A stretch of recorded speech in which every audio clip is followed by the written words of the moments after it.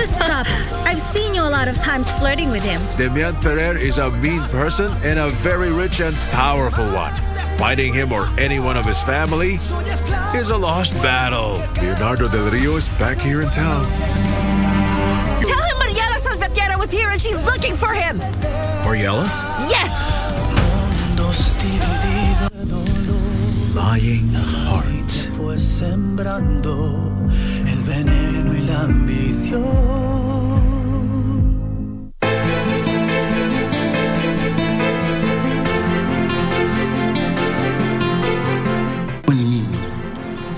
Ningekupa kipaumbele kama mke wangu.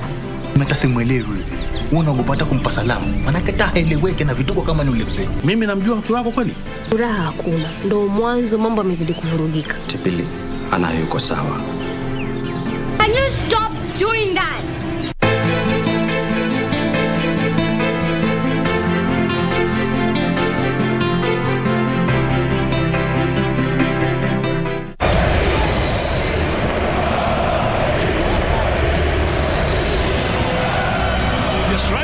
And there was Jovicic's score. Oh, Kevin Behrens. Belfodil, and he is there. Elney's chance taken. There's Richter. Kevin Behrens again. Hertha or through. Union Berlin do have a place in this season's last 16.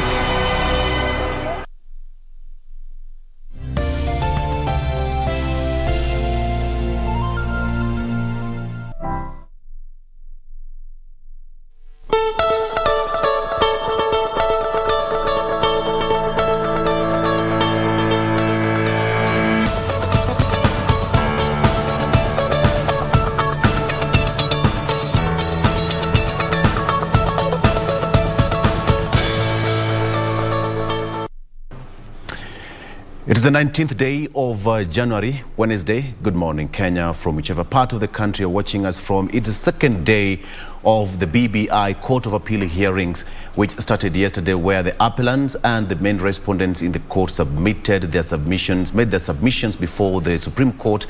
But that was marred by a lot of complaints from their lawyers representing different parties because of time allocated.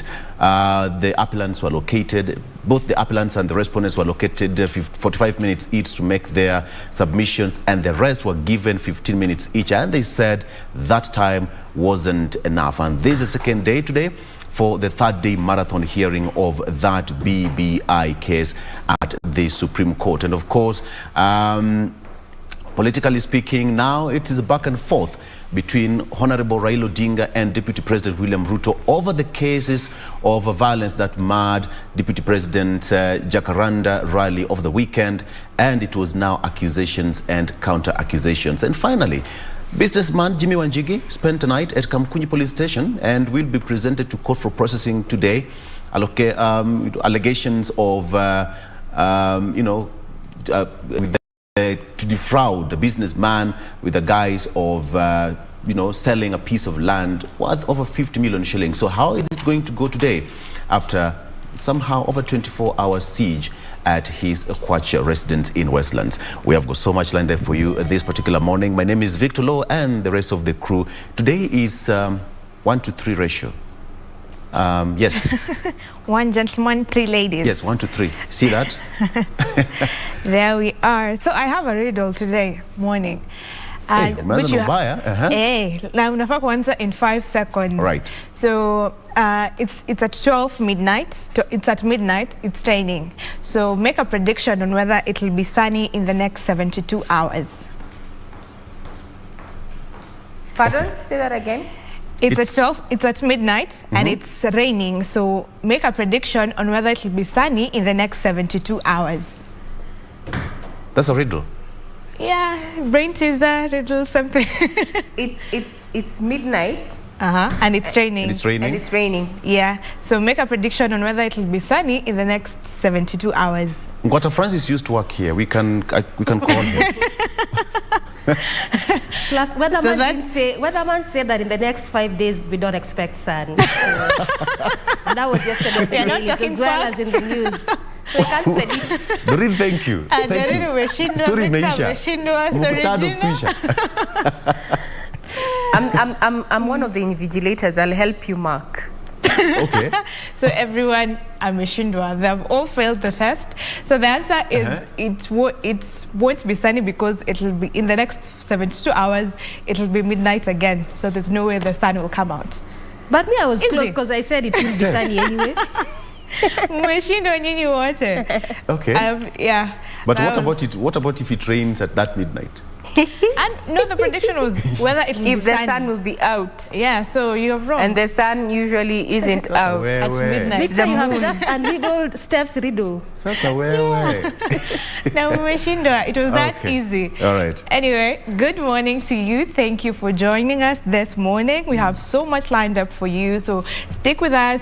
We have the news, and then we'll be sampling the different dailies to keep you up to date with what has been happening around Kenya and the world. That and much more. My name is Stephanie Ayeta. Good morning to you.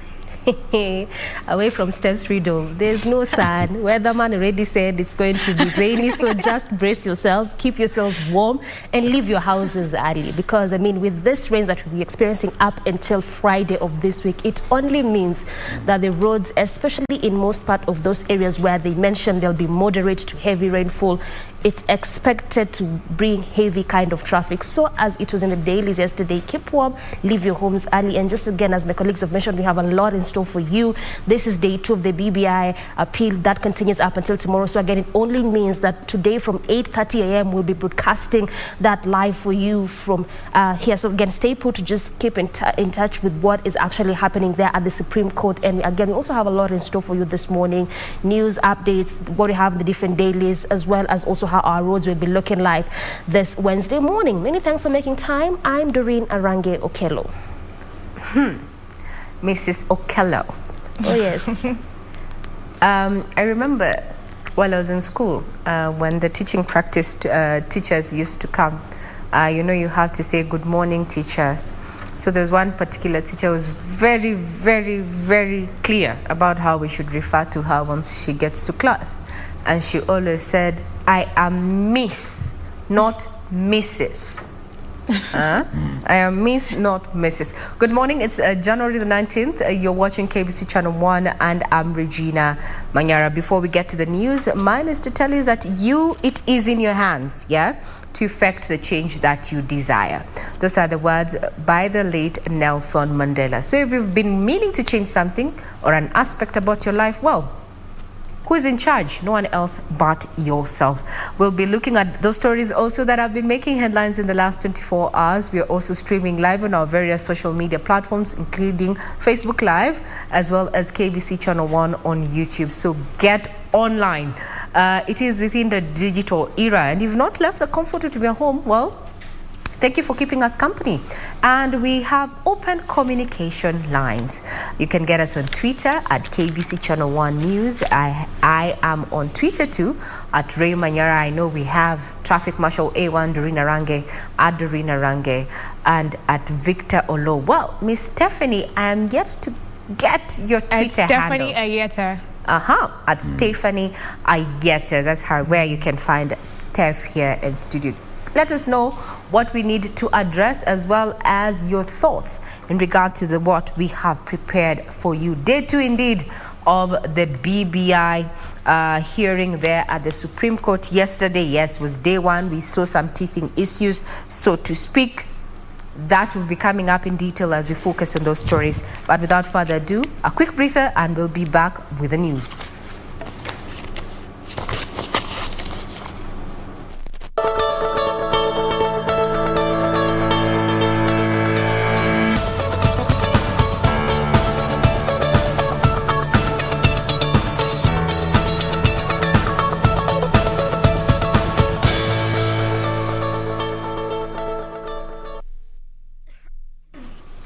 Good morning once again. If you're tuning in, you're watching KBC Channel 1 and just bringing you up to speed with what has been happening. So we saw what transpired yesterday at the Supreme Court, with Attorney General Paul Kihara seeking orders to set aside decisions of the Court of Appeal and High Court, the civil proceedings, can be instituted against a sitting president. Sarafina Robi just recaps what was happening yesterday being day one and today what we need to expect being day two. Here are the moments of what happened yesterday. The first day of the hearing of the Constitutional Amendment Bill 2021 appeal at the Supreme Court on Tuesday kicked off with a ruling by a 7-judge bench led by the Chief Justice Martha Koome. All parties were allowed to have 15 more minutes, allowing those willing to donate time to do so too. Taken in the currency. The Attorney General, who was the first appellant, will seek for the Apex Court to clarify what the basic structure is and whether it's applicable in the Kenyan Constitution. Represented by Solicitor General Ken Ogeto, the AG says the judges did not agree on what the basic structure is and if it's applicable in Kenya. Even if the basic structure doctrine was applicable in Kenya, which we dispute, the absence of clarity on what the basic structure is would create much legal and constitutional difficulty. They will be supported with a number of respondents represented by the BBI Secretariat, National Assembly, Senate, among others. And the words I would use to describe the basic structure doctrine is that it is a very unruly horse, and once you get astride, you will never know where it is going to carry you. And Samuel Johnson convinced those with whom he was having an argument that if you want to prove that a stone exists, just kick it. Don't involve yourself in an argument whether the stone exists or not. So in this, the question that is before the court is as to whether the impugned provisions of the constitutions are amendable or not amendable. Justice must not only be done, but must be seen to be done, and the courts of law ought not to interpret and apply the law in a manner that would lead to a predetermined outcome. On whether the president can initiate a popular initiative, the Attorney General argues that the provisions of the Constitution do not discriminate between private citizens, which includes the president. If you look at Article 24, which is the only one that deals with limitation of rights, it says a right or fundamental freedom in the Bill of Rights shall not be limited except by law, which means there would be a law that then limits the president's rights, because there is no dispute that the president has the right to vote. Why would we take his political rights to participate in a political cause? On presidential immunity from civil proceedings, the Attorney General is against a judgment by the Court of Appeal and the High Court seeking the head of state to be insulated while discharging his constitutional mandate. The appellants arguing that subjecting the president to civil proceedings amounts to compromising the security of the nation, as it will give enemies fodder to their action. The Independent Electoral and Boundaries Commission, IEBC, contesting the ruling that the Court of Appeal and High Court on unconstitutionality of statutory provisions and decisions in relation to the mandate and its quorum. Well, the first day ends with the first two appellants having highlighted their submissions and also the supporting respondents to their submissions, with now remaining is just one appellant, who is Morara Omoke, among other respondents that are expected to highlight their submissions in the remaining 2 days before the 7-judge bench of the Supreme Court. Now, today is day 2, and a majority of Kenyans are yet to understand the legal jargon being used as the broadcast of the BBI appeal case that we are broadcasting here at the Supreme Court is televised unto them. Just in case you're wondering then, what are the bases, or rather what is the grounds of the BBI appeal? Now, the Attorney General Paul Kihara is challenging the notion that the Kenyan Constitution is anchored on basic structure doctrine that insulates some sections from being amended. Here is Ben Troy with the details. Before a full 7-judge bench of the Supreme Court, the BBI appeal case began in earnest. Appellant to go first. The AG, who is the chief government legal advisor, basing his appeal on 5 grounds. The AG further challenging the findings that the president does not have the power to initiate a constitutional change through a popular initiative, and whether the president can be sued in his personal capacity for his actions while in office. He also faulted the appellate court on its finding on the creation of 70 additional constituencies, arguing that they ignored the rights of citizens who have the power to determine electoral boundaries through a referendum. IEBC, which is the second appellant, is challenging the findings on its constitutional composition, quorum, and mandate. Former Prime Minister Raila Odinga and his BBI secretariat in its submissions argue that the proposal to amend clauses of a constitution that are amendable cannot be said to be unconstitutional, and that the BBI task force was legally constituted. The case continues.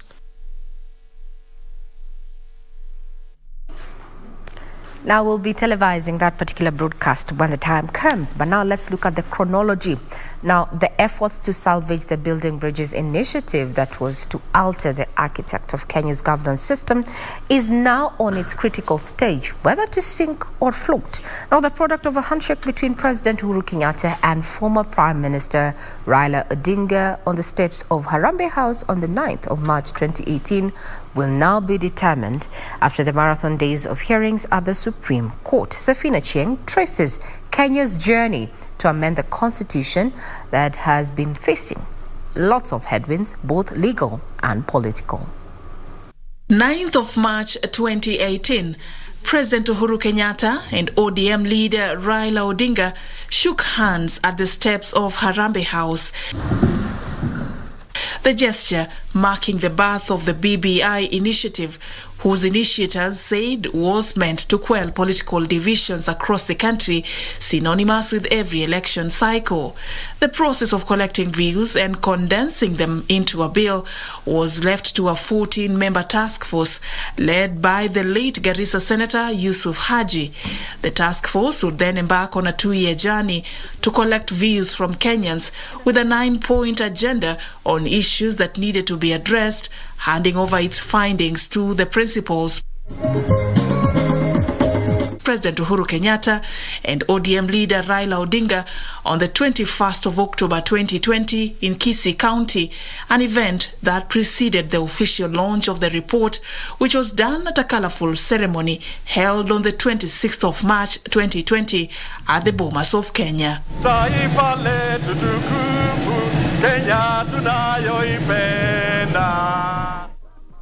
And on the 25th of November 2020, the BBI's signature collection drive was officially launched at the Kenyatta International Convention Center, targeting 1 million signatures as required by the Constitution to amend the Constitution under a popular initiative.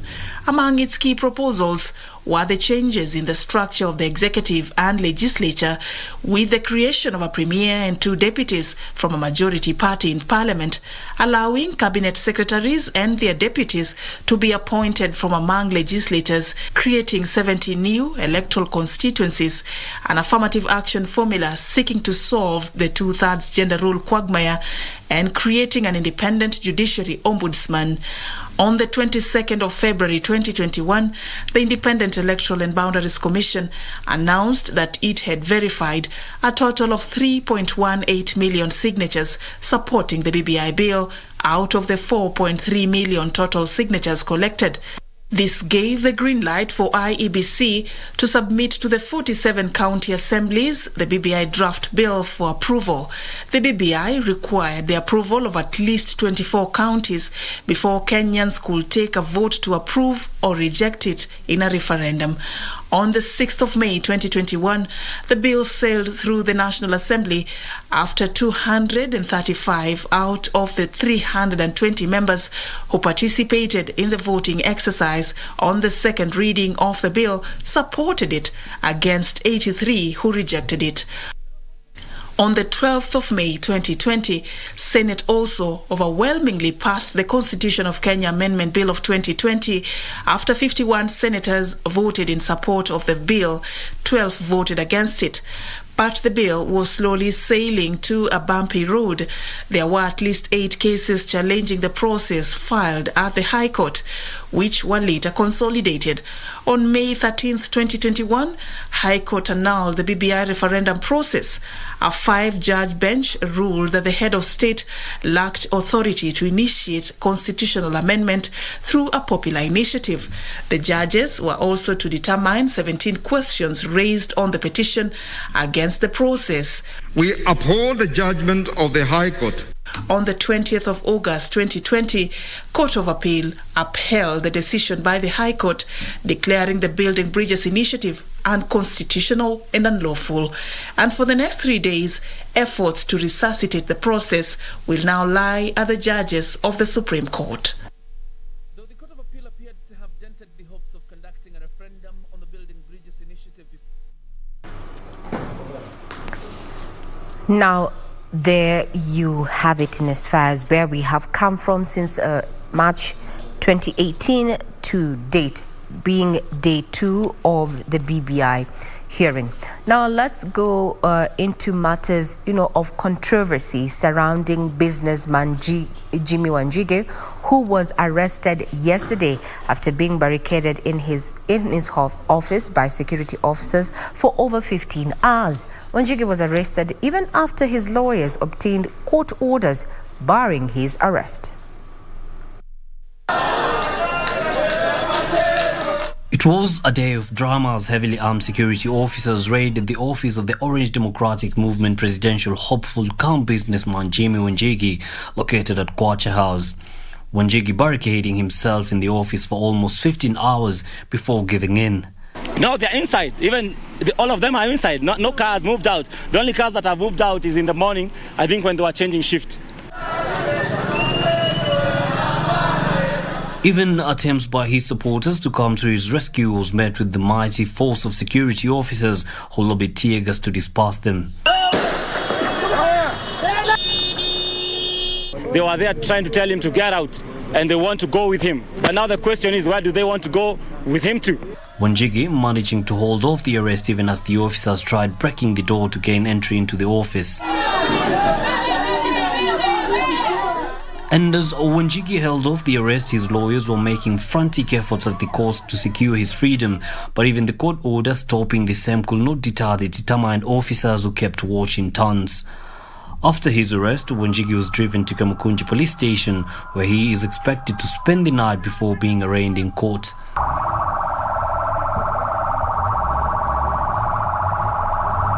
Wanjigi's arrest there is one of the stories that we'll be keenly focusing on as we, get updates in as far as news is concerned. So do keep it right here for updates.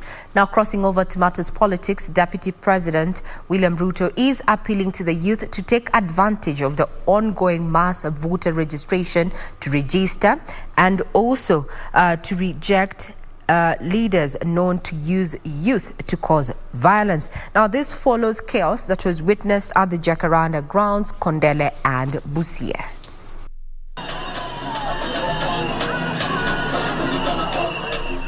Deputy President William Ruto now says the August elections will be used to erase the culture of violence in Kenya's electoral process. Ati watupangie fujo, ati watupangie vita, ati watupangie na mawe. Mimi nataka niwaambie hawa wenzetu, mawe ni ya kujenga, mawe si ya kupigana. Waachaneni na kupatia vijana mawe. Mawe ni ya kujenga, mawe si ya kupiganisha watu. Tunaelewana watu wa Kibra? The DP argues that the recent acts of violence, such as the one witnessed at Jacaranda grounds, is an attempt by the Orange Democratic Movement to instill fear in its opponents. Sisi tunawaambia marafiki zetu, you cannot win any election by force. You cannot beat the people of Kenya into submission so that they can vote for you. You have to persuade them, unfortunately. So violence must be removed from the equation of the election of the Republic of Kenya. And we must remove violence permanently. Ruto, who toured parts of Karen, Dagoretti, Kibra, Kawangware and finally Kangemi, said Kenyans can be trusted to make the right choice at the ballot. Mwaka huu wa Kenya wanataka kusikia sera ya kila mtu. Tafuteni sera, wachaneni na mawe. Tafuteni sera, wachaneni na fujo. Tafuteni sera, wachane na vita. The deputy president has spent the last 1 week wooing voters in Nairobi County, promising city residents an improved healthcare system. Tulikuwa tumepanga ndani ya Big Four kwamba tutakuwa na universal health coverage mwaka huu. Kabla ya mwisho wa mwaka huu, na watangazia kila mmoja wetu atakuwa na bima ya afya ya NHIF. Ruto on Tuesday urged Kenyans to register as voters in readiness for the August polls.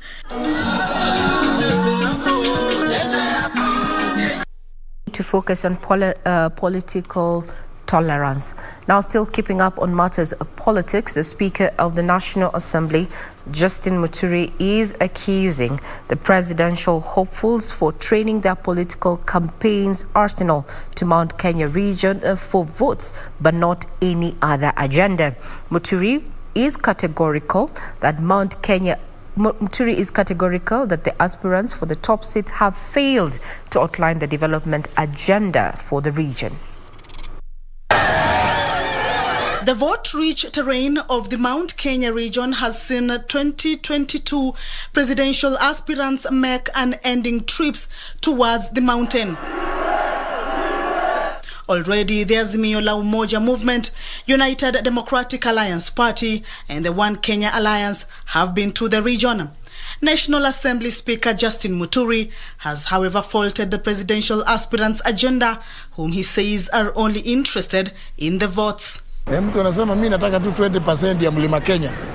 Sasa huyo mtu kweli ako na nia ya kutendea watu wa Mlima Kenya mema kweli? Basi ni kumaanisha sehemu kubwa ya Mlima Kenya hana haja naye. Na kweli nia yake ni ile tu, anapenda ile kitu anapenda kutoka Mlima Kenya ni kura yake. Muturi, who has also declared his interest for the top seat under the Democratic Party, was addressing grassroots political leaders from Gatundu South, where he urged the region to guard its decency and avoid embracing any unsolicited suitors. Kwa hivyo tunakashifu ile mambo ya watu kuja hapa kusema tunakuja kupanda Mlima Kenya, ili hali kile kitu wanataka tu ni kura zetu, lakini hawana haja na sisi. Meanwhile, Party of National Unity has dismissed claims that there is division in the party. PNU wishes to make it clear that it has a structure, rules and regulations, and a working constitution. We urge you to ignore the misleading statement purporting to cancel the scheduled aspirants meeting that were advertised by the party on January 14th, 2022. Led by the chairman David Kamau, the officials say the party is intact and are fully prepared to do registration for any aspirants interested in the party ticket. And contenders eyeing the MCA positions on ODM party in the upcoming August polls in Mombasa want assurance of a free and fair party nominations. The over 50 aspirants have vowed to pioneer a peaceful campaign season before the primaries that are slated for April this year.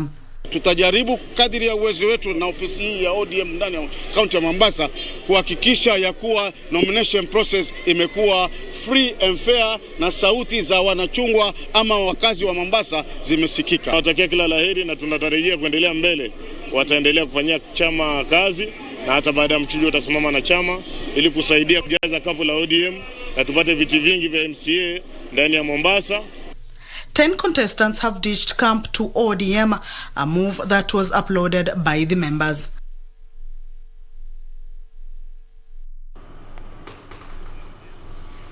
Now, on matters of voters registration, we're going to be bringing you up to speed how the second day was as this particular exercise continues. Now we take a quick break. We'll be right back with that particular story.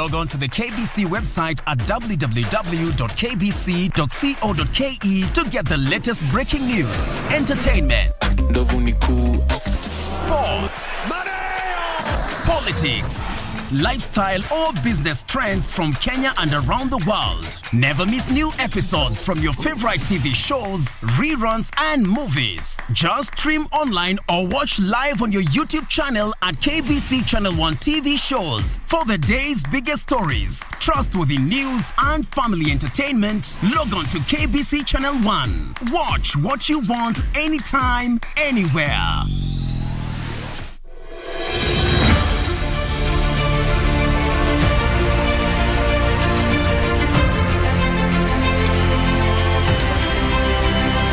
Yeah, 98% of the passenger transit in any country, most particularly Kenyans, happens on roads. Kwanza ningempa kongole sana Mr. President. Barabara si kitu ya transport peke yake. Sisi ni ofisi yetu. Muuza mboga, muuza matunda, muuza kila kitu hapa. Ni barabara ndio kupeleka. Tuna pongezi kubwa sana kwa sababu barabara imetengenezwa mzuri. Wametutengenezea barabara kama ya Ulaya. Yote haya kwenye KBC Channel 1 Ijumaa saa 2:30 usiku.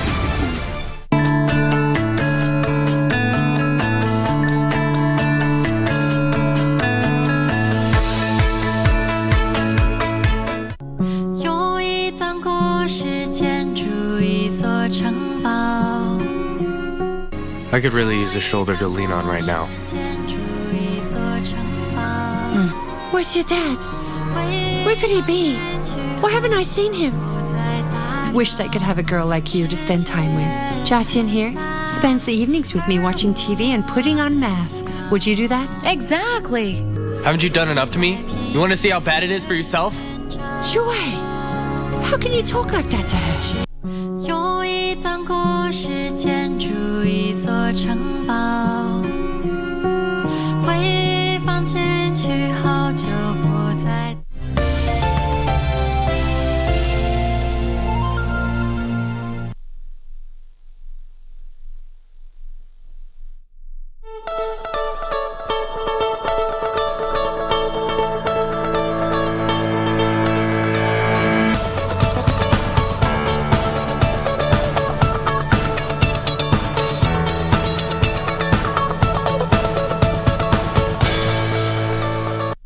If you're joining us, thank you for making time. And those who are streaming us live, I can see a majority of you are watching online, especially persons in Nairobi area. We have Tom Wema there as well as Jackson Gashusha.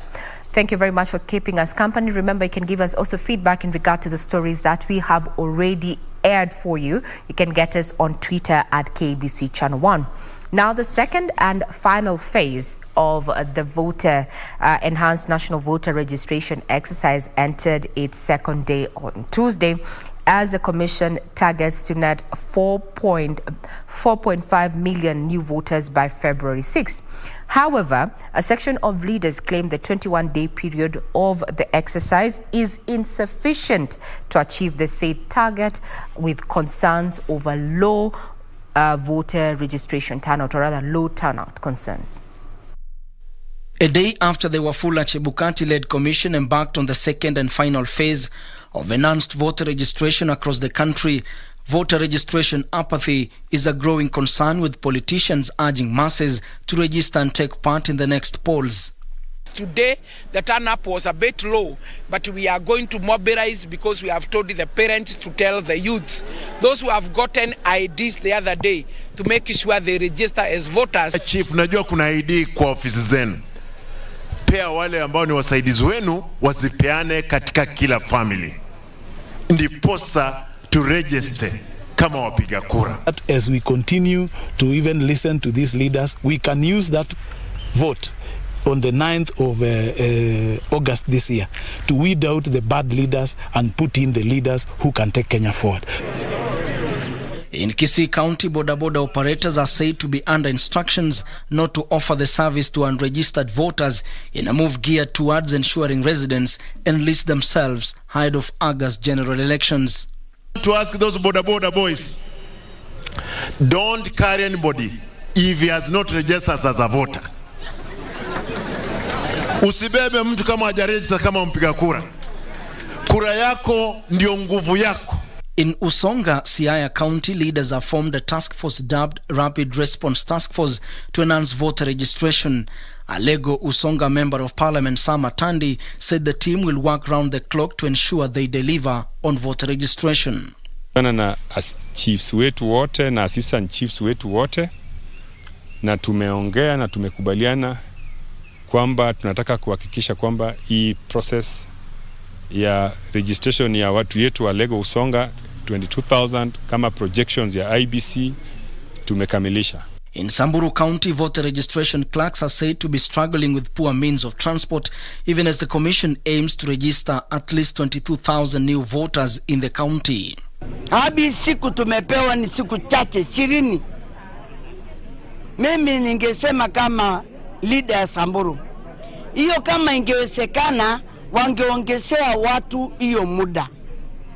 Kwa Samburu kuna watu wanabeba makipande na wako mbali, wakifuata ng'ombe zao na wako na makipande na hawajawahi kusajiliwa hata siku moja. The ongoing enhanced voter registration exercise gives opportunity to eligible Kenyans to register as voters, transfer polling station or change their particulars.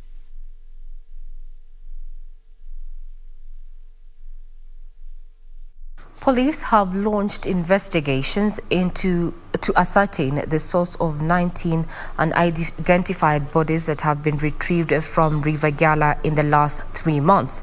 The security has also been beefed up around Dawa Bridge and Dan Falls, the places where the locals claim unidentified double-cabin pickup truck and a probox disposes of bodies in the dead of the night.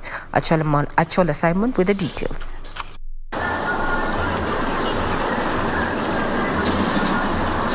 A whistleblower first raised concern over the number of dead bodies being retrieved from Yala River in December 2021. On his Twitter account, the concerned resident Joel Mbirika said that the police had been retrieving unidentified bodies from the river and taking them to Yala mortuary. Every human being in this republic is well documented in terms of their fingerprints, because all of these bodies except 2 are adults. So how comes the police has not taken it upon themselves to do a DNA analysis, to look at the fingerprints so that they can identify that these bodies belongs to so and so and so, and that will help the community or the people to now come and identify their missing bodies. Why is the police quiet, and why is the government not decided to identify these bodies to a forensic audit? Mbirika's claims were vindicated by documents from the Yala Sub-County Hospital, which confirmed that at least 1 body had been retrieved from the river every week from October 2nd, 2021 to 14th January this year. And it is true that we have received a number of dead bodies from the community in the recent past. These bodies have been brought here by the police, and according to the police who bring them here, the bodies have been collected from various sections of River Yala. Kuanzia mwezi wa 7 mpaka wa leo sijapumzika kutoa mwili kwa maji hapa kwa River Yala. Kwa vile ilianzwa tu mwezi wa 7 kitu kama tarehe 14 hivi walianza kumwaga watu pale. Karibu nimetoa watu 11. Keshowe tena nikabeba wengine. Tukamaliza hiyo roho ya hapo. Tena baadaye ikaanziwa sasa kuwekwa kwa hii highway ya kutoka Kisumu kuenda Busia. Sasa wakaanza kutupa hapo tena. Wakatupa hapo mpaka jana tarehe 14 nimetoa hata oria hapa kwa maji. 18 bodies were male while 1 was that of a woman. As a facility we cannot decline to receive the bodies. However, according to public health regulations, after 3 months' time, we are required to dispose of the bodies. A local diver who retrieves the bodies from the river gives a graphical account of most of the bodies he has helped retrieve from the river. Wengine wamekatwa kichwa, wengine wamenyongwa lakini wamefunga macho yao na nini na kitu kama jua la polythene wanafunga kabisa.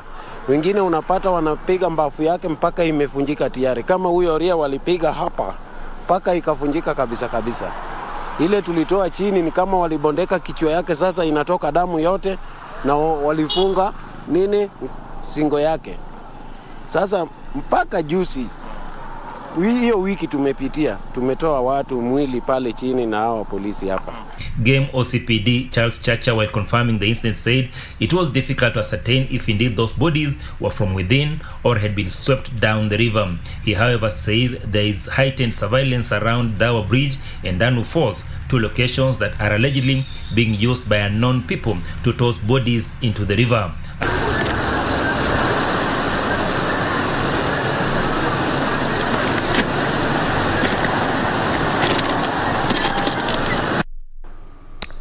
Wow, such reports sound straight from a horror movie. Now we cross over to matters business, where the government is condemning the destruction of electricity infrastructure, citing possible vandalism of power towers and sabotage as a cause of the electricity blackouts witnessed in recent days. This emerged after connecting plates on 6 towers along the Olkaria-Kisumu high voltage power line were vandalized, and the issue discovered before the towers collapsed. Energy Principal Secretary Gordon Kihalangwa says the government is investigating the issue and is urging Kenyans to report suspicious activities around the power towers. A week ago, the country was plunged into darkness after the collapse of the towers along Kiambere and Bakasi high voltage transmission power line. This caused a nationwide blackout that lasted more than 8 hours, with some parts of the country staying in darkness for 2 days.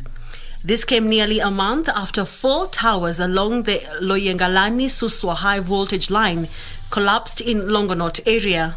And while investigations have been launched as to the cause of the blackout, the government is not ruling out vandalism and sabotage, as more electricity towers along the Olkaria-Kisumu 400 kV line were vandalized in Naivasha. Ile kitu ambao tunafanya leo ni kujaribu kuhakikisha kwamba tumerudisha hizi towers vile zilikuwa.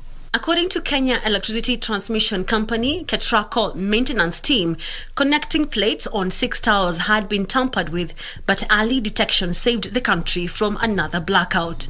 Na hiyo vitu ambao parts ambao wametoa ni vitu ambao vinafanya hii tower kulegea, na kama baridi ingekuwa kwa wingi, hii tower inaweza kuanguka. Kenyans should not panic that they will lose power. No.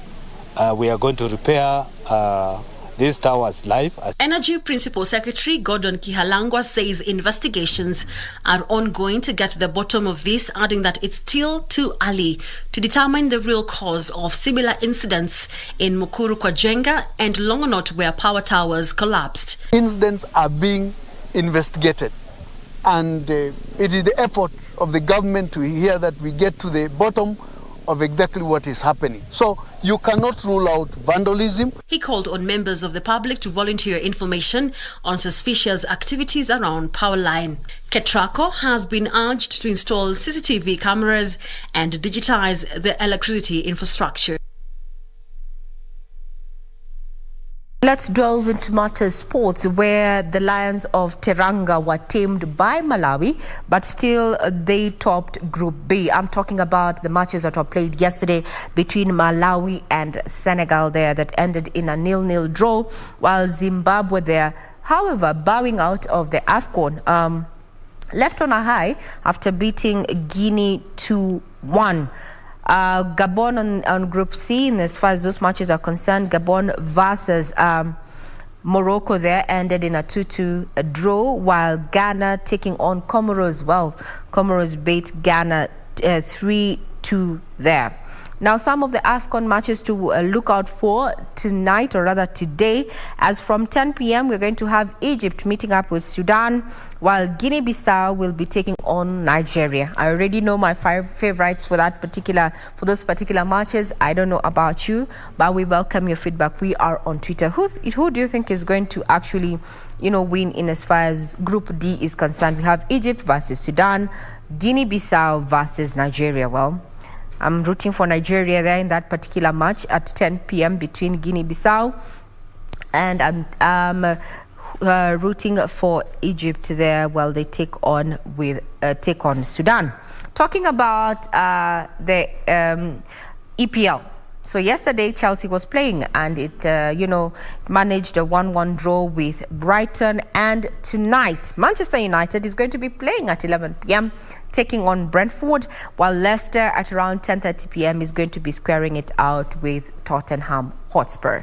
Remember, further details on stories that have been making headlines are available on our website, that is www.kbc.co.ke.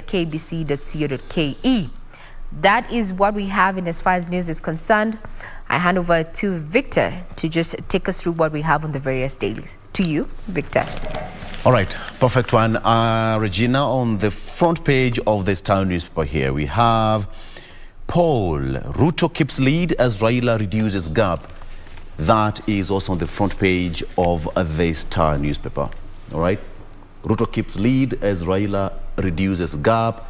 It says that new survey shows ODM boss has overtaken DP in Western and Coast. Survey shows ODM boss has overtaken DP in Western and Coast region.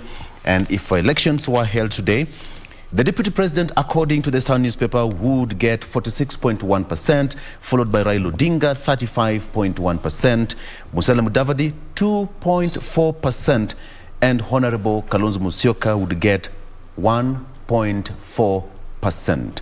So Radio Africa says that they will publish monthly polls ahead of August general election.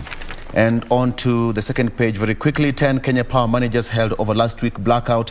They include the general manager in charge of network and are expected in court today for miscellaneous applications. They are summoned to the Directorate of Criminal Investigations. There you have it. Headquarters today on Kiambu Road, where there were questions and later driven to the Muthaiga police cells ahead of arraignment. Quickly to looming purge as Uhuru Raila men to axe Ruto allies from powerful House teams. It's now said that National Assembly Majority Leader Amos Kimunya on Tuesday confirmed that the plan has the hallmark of cutting the DP down to size in Parliament, and they're pointing to the President's hand in the looming changes. The Kipipiri MP said that whipping and the whipping of members is also linked to the support of the party leaders' agenda. So what we are expecting in Parliament in the coming days, Ruto keeps lead, thereabout you have it. And finally, Wanjigi arrested after long siege over fraud allegations. Wanjigi was holed up in his office bunker as a team of detectives from the Directorate of Criminal Investigations sought to have him accompany them to their offices to record a statement. Now, as they stood outside seeking to get into Kwacha House compound, Wanjigi, who was then in the compound of his son and a group of his campaign team, escaped to a bunker. He was taken to a police custody and he will be arraigned today. Steph. Okay, with me here is the Daily Nation. Just to take a quick look at the front page, we have Uhuru cracks the whip. Well, in a fresh purge against MPs allied to Deputy President William Ruto, Jubilee plots removal of 5 leaders of parliamentary committees whose loyalty reportedly shifted away from the party and the president. The full story is on page 5. You can take a look at that. Another story making headline is that BBI fight back as Supreme Court hearing starts. The government yesterday defended the legality of the constitutional changes proposed in the BBI. This came as the Supreme Court began hearing the BBI appeals. A day, 2 lawyers walked out after they were stopped from addressing the judges. Also, the mystery of bodies dumped in River Yala. Some of the bodies were found in sacks while others bore deep cuts, raising suspicions on the cause of death. Other news reports say that it could be as a result of extrajudicial killings. We'll keep you updated on that as well. On national news, we're being told to brace ourselves for longer wait at the airport. We find this on page 14. The Kenya Airports Authority has told travelers using Jomo Kenyatta International Airport to, expect longer processing times and passenger queues than before, as the state labs are established at the airports due to the rising fake COVID test results. So in case you're planning to travel out the country, remember to get at the airports very early. This is 3 hours earlier. Also, on the front page, the NAT union targets 1,500 members in its recruitment drive that will be starting tomorrow. We'll be sampling more of this later on. Doreen, to you. Okay, let's start with that story on what is happening at Kenya Power, and I believe that perhaps this story has actually made its way on the various dailies that we have, simply because there's new happenings in respect to that. That is the blackout that happened last week, and this is just the senior officials. The general manager of the network, that is Rafael Ndolo, was yesterday arrested, and this is because of suspicion of negligence and sabotaging the electricity supply that affected most part of the country. So that is the latest when it comes to that story of Kenya Power. Away from that, COVID cases on the decline as positivity rate shoots down. And this is the past 3 days where the country has recorded an average of 7% COVID-19 positivity rate in the last 3 days, signaling a decline in the infections when it comes to COVID-19. But still, in a way, does not mean that for those that have not yet been vaccinated, that need not to get vaccinated, still get the vaccine if you have not. And obviously, again, talked about the BBI case, which enters day 2 today. Tomorrow will be day 3. And the major points of contention revolve around the question or whether the president can initiate constitutional changes through the popular initiative, question on the IEBC quorum issue, and whether certain provisions of the Supreme Law are protected for amendment. This just comes after the High Court had declared this process unconstitutional. That is in May 14th, and then in August of last year, the Court of Appeal upheld that, and this is why the proponents of the BBI moved to the Supreme Court. This is again why it's going to take a 3-day process to see how the entire issue will actually turn out. That is in respect to the BBI. And also there's a latest report which just shows that 79 women were raped in 2017 poll. This is actually during the repeat of that election, and this particular report shows, or the findings show, that many of the perpetrators were police officers or men in police uniform. And again, this report just comes during this year's general election, just trying to show that it's very important to protect, most especially those women in vulnerable areas, when it comes to anytime during elections, and sometimes some of these issues might come up. That's why this report is coming up, just for the purpose of protecting most of these women, like I mentioned, in most of those vulnerable areas.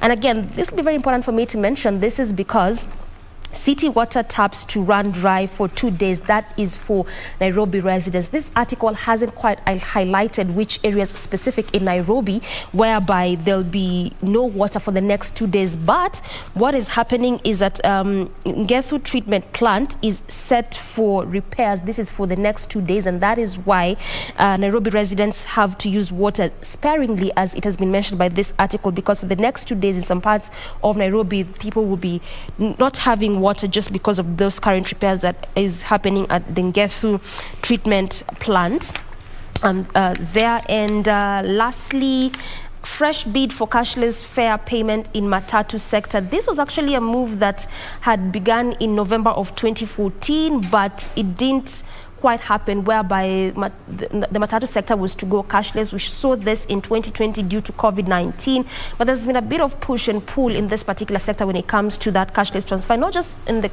issue of cash or cashless, but anytime there's a new move to try and implement anything in the Matatu sector, there's been a bit of push and pull, just like when you look at the terminus, the Green Park, one that's supposed to be set at Fig Tree. And this is why this article is just highlighting that all these moves that had been set to just sort of like wipe and bring reforms to the Matatu sector, they are going to ensure that actually they adhere to that. So this is actually supposed to begin. They haven't also quite put a specific time to it, but it's set to begin, whereby the Matatu sector is expected to go cashless. Regina. It seems the scribes were reading from the same script this morning with matters, of politics, the arrest of Jimmy Wanjige, as well as, Uhuru and Raila's last bullet to save BBI. This, as we know, the appeal hearing enters day 2 today, and we're going to be televising that live. And also the horror of dumped bodies in River Yala. These are just the same stories that have found themselves in the various dailies that we have with us. And now on to human interest as we come to a close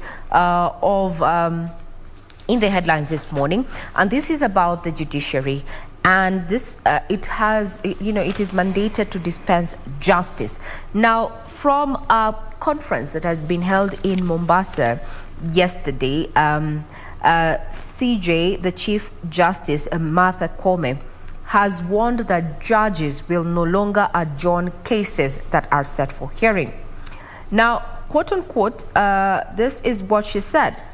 Judges will no longer adopt the adjournment policy once a matter has a fixed date for hearing, because our biggest enemy in the judiciary has been our failure to serve the people diligently.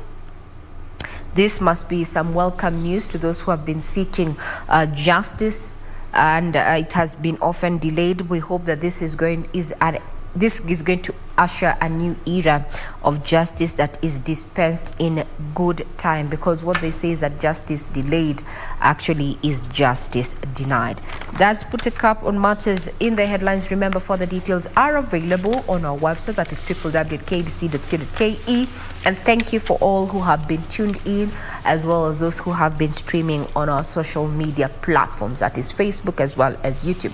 We call it a day in as far as in the headlines is concerned, as well as news.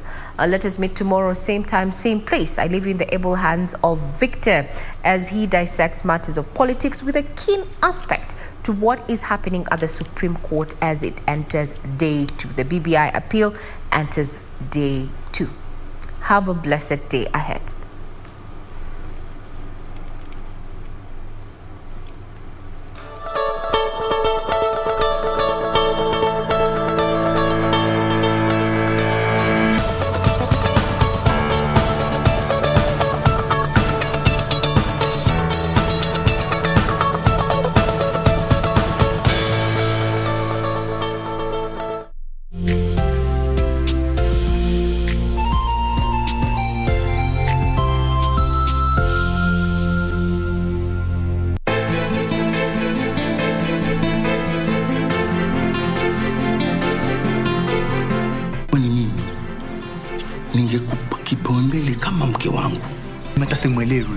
Unagopata kumpa salamu. Manake taeleweke na vituko kama ni ule mzee. Mimi namjua mke wako kweli?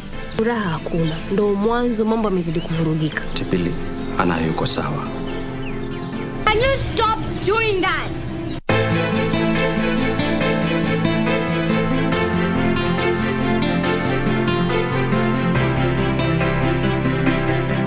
Mundos divididos por una sombra de traición. She doesn't deserve to be treated like that. Why did you still choose to live with people that you don't really know? Now that I'm back, was I able to put flowers on his grave? Mariela? Even from afar, it's obvious that you're seducing Santiago. Oh, come on. Just stop it. I've seen you a lot of times flirting with him. Demian Ferrer is a mean person and a very rich and powerful one. Fighting him or any one of his family is a lost battle. Leonardo Del Rio is back here in town. Tell him Mariela Salvatierra was here and she's looking for him. Mariela? Yes! Lying heart.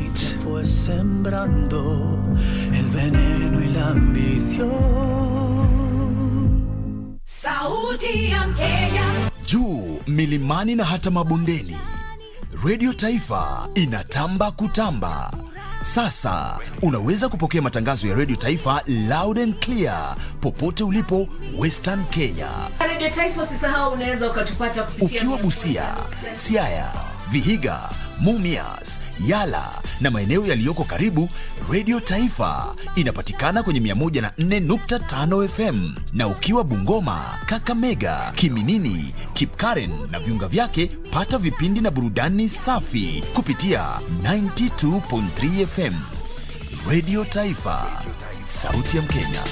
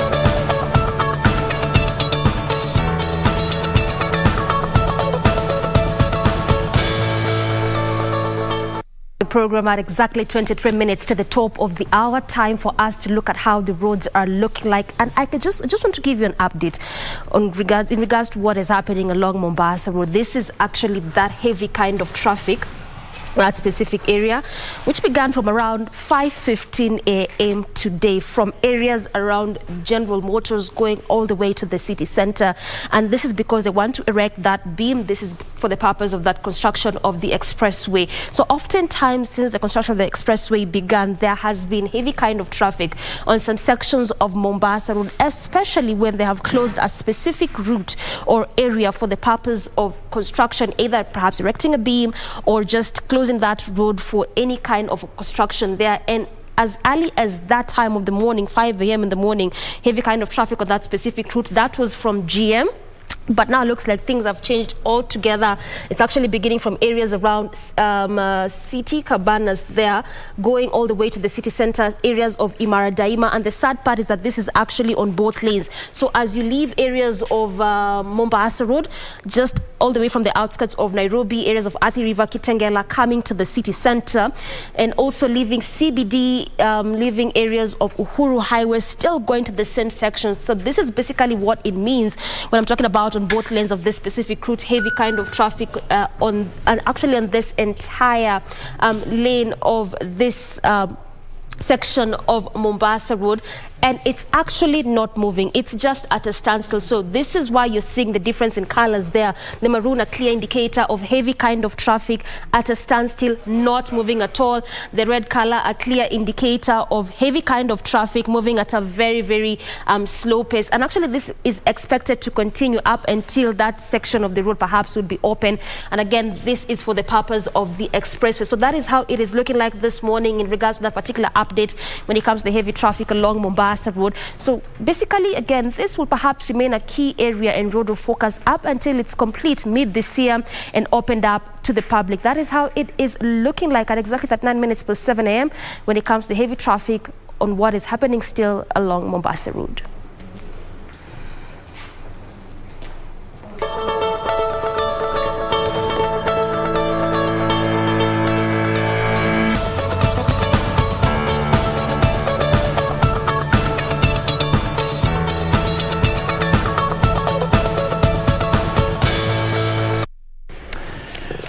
All right, welcome back. And now it's time to focus on what's happening in the political scene. A lot has been happening. And of course, 2022 is that particular year. And gloves are off, literally. But today we want to have that special focus on ANC, One Kenya Alliance, and of course, what we should expect over the weekend as far as the NDC for the ANC party is concerned. That is coming weekend on Sunday. And to help me discuss that is two people here, brilliant minds. I have got Wakili, for the first time you are coming on the show, Alfred Kobundo, who is an advocate of the High Court and as well as a political strategist and economic strategist for the ANC party. The right person to help us discuss ANC matters. All right, welcome to the show. Thank you very much. And karibu sana. Welcome. Well, how is your new year so far? So far, so good. It's a very interesting and important year for the political calendar, but we also hope that for the economy, that we are also potentially getting to a pivotal moment of this country. Yes. So we are hopeful that 2002 will etch itself in the history of this country as the year that we derailed this country. We'll get into that. Matters economics, quite important for us, all right? Mambo ya pesa, very important. And of course we have got Tabitha Ogutu here, who is a communication consultant, a political analyst and a governance expert as well with us here in studio. Karibu sana. Asante Victor, thank you for having me once again. Yeah. From the other side of Sia, we've seen a lot of stories. Actually, we even read that story in Rivayala. Perhaps from your own understanding of, knowledge of that landscape, what could be the problem in Rivayala? Because Rivayala is a river with a name, but now everything is being bloody in that river, literally. All right, Victor, I wouldn't say that we knew about this previously. I think this is some of the, new happenings around River Yala. I mean, River Yala has always had the scandals around, who wants to, come, invest in it, grab that particular part, But now we are being told that River Yala is not just that anymore, but then it's more of a red river, full of blood. We don't know where these bodies are coming from still. Just allegations here and there. What I want to say basically is we cannot dismiss what is already there as evidence, but then we need to have a very well done research from Director of Public Prosecution through the DCI's office. We see that these bodies are bodies of people who, there are people who live around River Yala, Amanyayala, come from game. So most of the times people say that somebody can just be depressed all the way from Kakamega, and then all they think about is River Yala. They just come there and throw themselves inside so that they, But you see, the nature of these bodies, some of them are stashed in sacks. And according to the eyewitness, even from people who retrieved these bodies, some of them were completely stashed, packed, and dumped there. Have we lost our sense of humanity, Wakili? I mean, it's now getting out of hand. People killing each other left, right, and center. People hanging themselves. The entire family is being swept. Are we losing our senses as humans? Yeah, I think it's very shocking, very unfortunate that we have situations whereby bodies are showing up in a river like that. And it raises very serious issues. Who are these people, and why is it that, bodies can be washed in a river like that in those kind of numbers? Are we living now in a society whereby there's a lot of helplessness? There are people who are unknown to society, who we wouldn't be able to cater for well enough. And are we in a society whereby not everybody belongs to what we think society is, and therefore there's hopelessness, and even when people disappear, why aren't they being claimed? For example, if 20 or 30 bodies wash up somewhere. Actually, there are more than 20 bodies. And it's the most shocking thing is that most of these bodies are unclaimed. Correct. And to me, that is the key issue here, is that why are they unclaimed? For bodies to show up somewhere, it probably means that maybe a life was lost recently, or maybe it wasn't lost recently, and maybe there's some disposal of bodies going on and that kind of a thing. But I think from a policy perspective, we really need to move towards a situation whereby we create a society where everybody matters, nobody is left behind, and everybody then can be accounted for. And as we move into this political season, I think that's really some of the conversations that we need to have. Are we really a country whereby we are creating a situation whereby some people do not belong? They can even be washed up in rivers, and we do not realize until somebody goes and sees what's happening there. And I think these are some of the issues that in this political cycle we really have to take a closer look at. Absolutely. And I think it was just for us important to start on that note, because getting 20 unclaimed bodies is not an issue, because you can imagine people who are living around that area, and River Yala is not just but a river. Many people, many communities depend on that particular river, and we are just seeking for the support from the relevant authorities to investigate these issues, and from the people saying that those bodies are being dumped from 10 p.m. to midnight, they're being dumped and then they disappear, dumped and disappear. So I think police officers should just investigate this matter and bring it to a close. All right. Now let's get into the gist of the story here. It seems that things are not okay in One Kenya lands. Tabitha? Yes, Victor, you see, we've sat here and discussed this time and again. It's not the first time we're having this discussion. And I think around that was December last year. Yes. When you prompted the question of what is happening in Oka. And with the panel of analysts, we say that Oka is about to experience what we'll call a division that, of course, was foresighted. But then it's because Oka as a coalition, or what you can call it, it lacked a basis or a reason why it was formed. It was just formed so that they can have a more bargaining power for whom to place as a more suitable presidential candidate. Yes. So they lacked an agenda apart from that. And that is why we are seeing that now everybody interest wants to play part. This person wants to become the president. And if they can't have it, then now Oka is moving out, is parting ways. Oka is not that old, if you ask me. And like other coalitions we have seen, like ODM, Azimio, right now they're peddling the issue of uniting Kenyans. We have UDA talking about the Hustler Nation, you know, what can we bring to the common Mwananchi? Now, Oka as a coalition, it doesn't even have something that you can identify it as a coalition with, you know. Like Oka is advocating for this and this for the wellness of the bigger community, which is Kenya. Rather than just a presidential candidate, and that is the reason why we are seeing the fallout. Yeah. Now, as we talked about this, I think in the previous conversations we've had in this particular show, we said that there is a probability, of course, of the Oka principle shifting ways, and we even gave our probabilities. And of course, as you can see, Victor, I think you can bear me witness. Prophetess. Yes.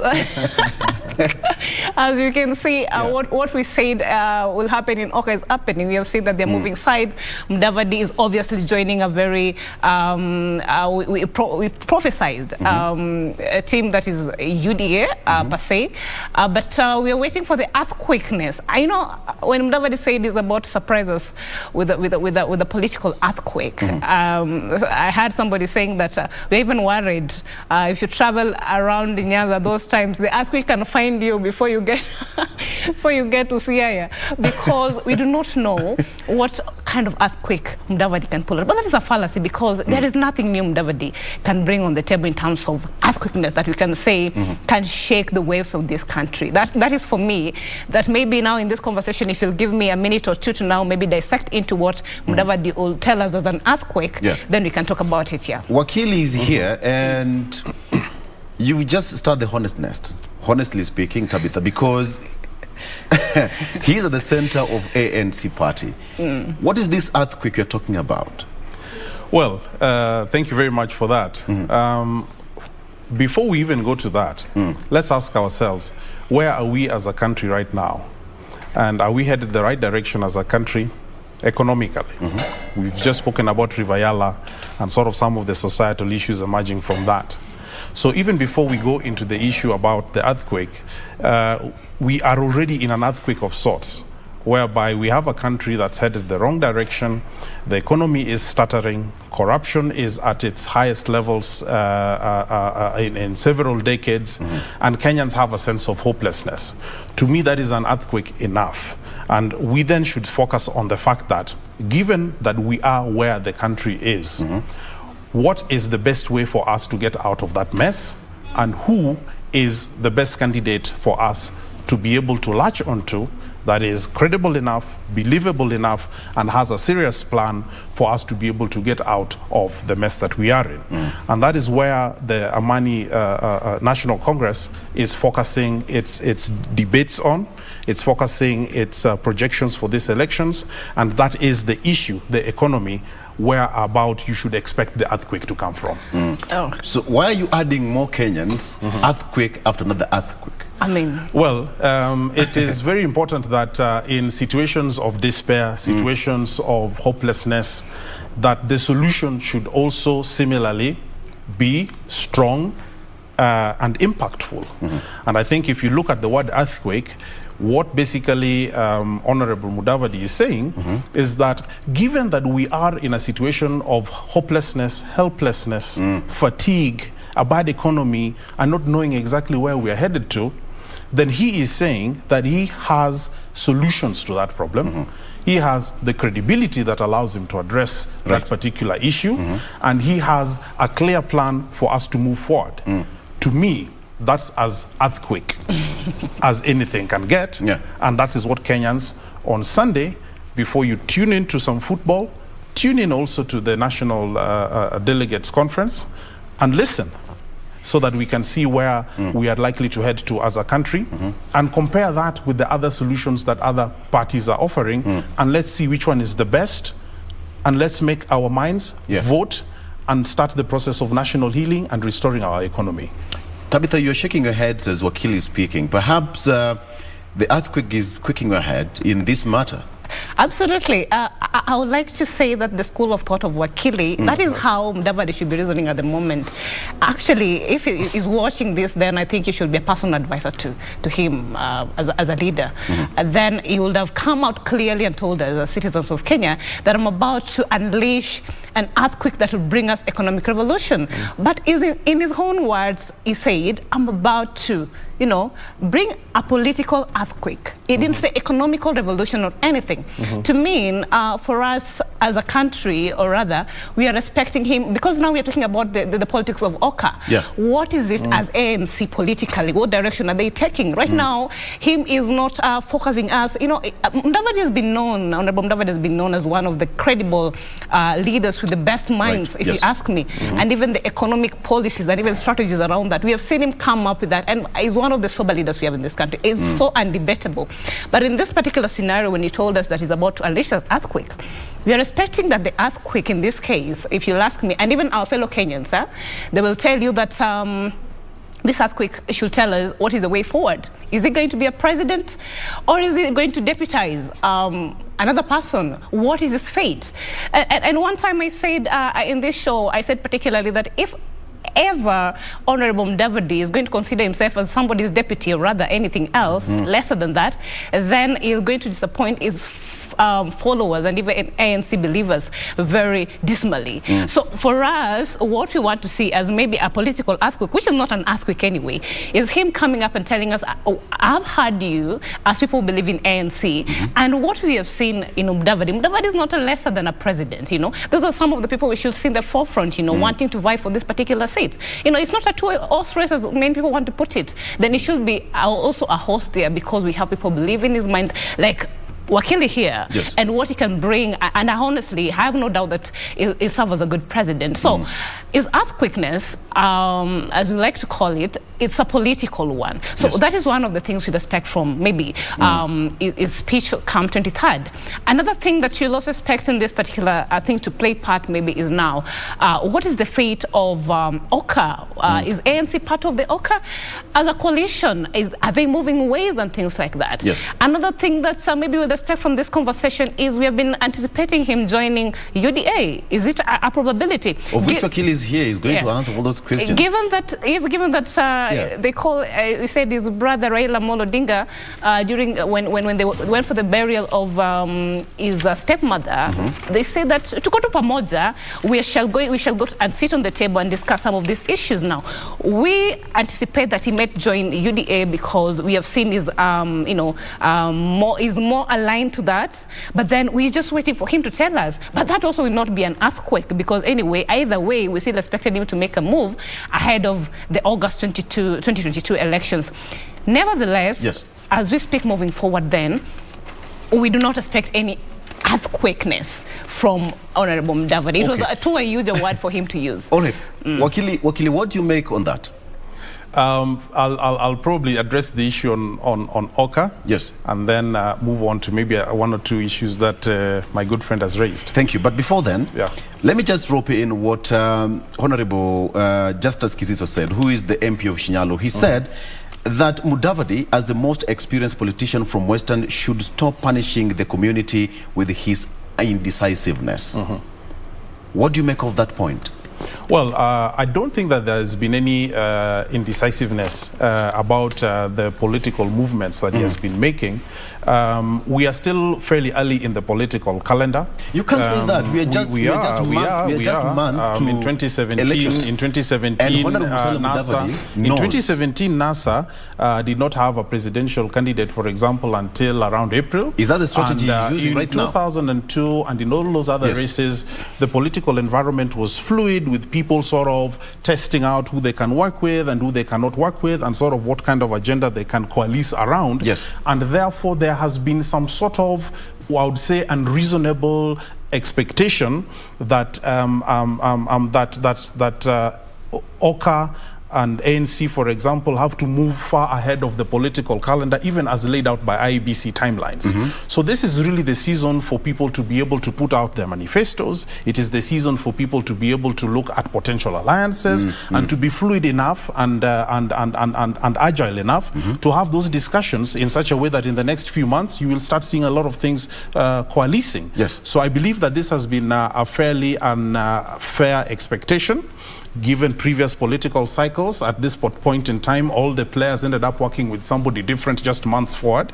And I do not know why it is very incumbent that Honorable Mudavadi or ANC or Oka should make certain decisions now when even other players are still talking to other people. We have this situation where probably where is coming from, his statement is that he's kept his supporters waiting for far too long. We've seen other candidates. We've seen Deputy President William Ruto out and about, quite literally, in Nairobi this week. Honorable Raila Odinga is up and about. His supporters, all their supporters, are getting satisfied each and every day with the expectation. So when you talk of unreasonable expectation from ANC, what is this unreasonable expectation? Unreasonable expectation, in my view, would, for example, let me move to Oka Alliance. Yes. Is that they should have, for example, unfurled a presidential candidate by now. Unreasonable expectation is that one would also not expect to be sort of the healthy tension of discussions within One Kenya Alliance, which you'd expect in any coalition. Unreasonable expectations would be that people should basically be just being out there on a gladiator style of a contest rather than having conversations with wananchi about the economy. And what NC, for example, has been doing is that there are intense and active discussions with people, with ordinary people across the 47 counties on what they perceive to be the key issues that are affecting this country, primarily around the economy. And when you hear about a key announcement coming up on Sunday, then that is actually going to be the logical result of the conversations that ANC has been having with the people of Kenya. And then you will then be able to understand where the real pulse of the nation is at, in as far as where are we and where are we going. So I think a bit of patience will be well rewarded for all of those that should tune in on Sunday to see what that NDC brings out. Tabitha, the trust test is in test as at now in Oka. Honorable Musalia Mudavadi on this end saying that, you know, I'm going to go to the wire. Kalonzo Musyoka as well, I'm going to the wire. Gideon Moi was given a mandate by the Kanu delegates members again to the wire.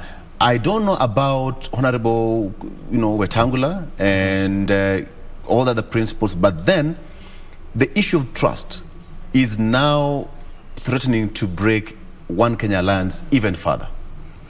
Yes, absolutely. Let me just weigh in on the question you asked Wakili, and you played smart around it, and I understand where it's coming from.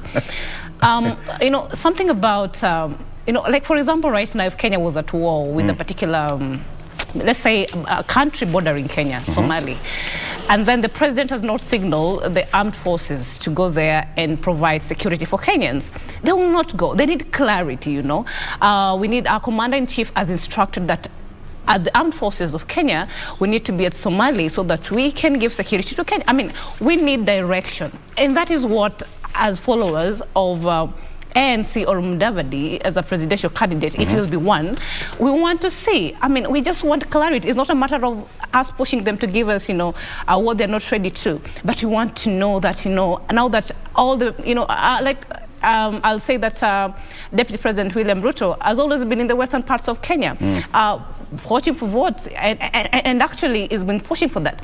Mudavadi has not come out to campaign as a presidential candidate. Have you seen him anywhere? No. So maybe as a follower that wants really Mudavadi to be in the ballot as a president, I really want to know, do I shift my mind to this other camp, or do I still stay around with the, expectation that he might come up one day and say that he wants to be the president? So the earlier the better for his followers, if not for him. Let him give us the clarity and the way forward. And 23rd is not so far away.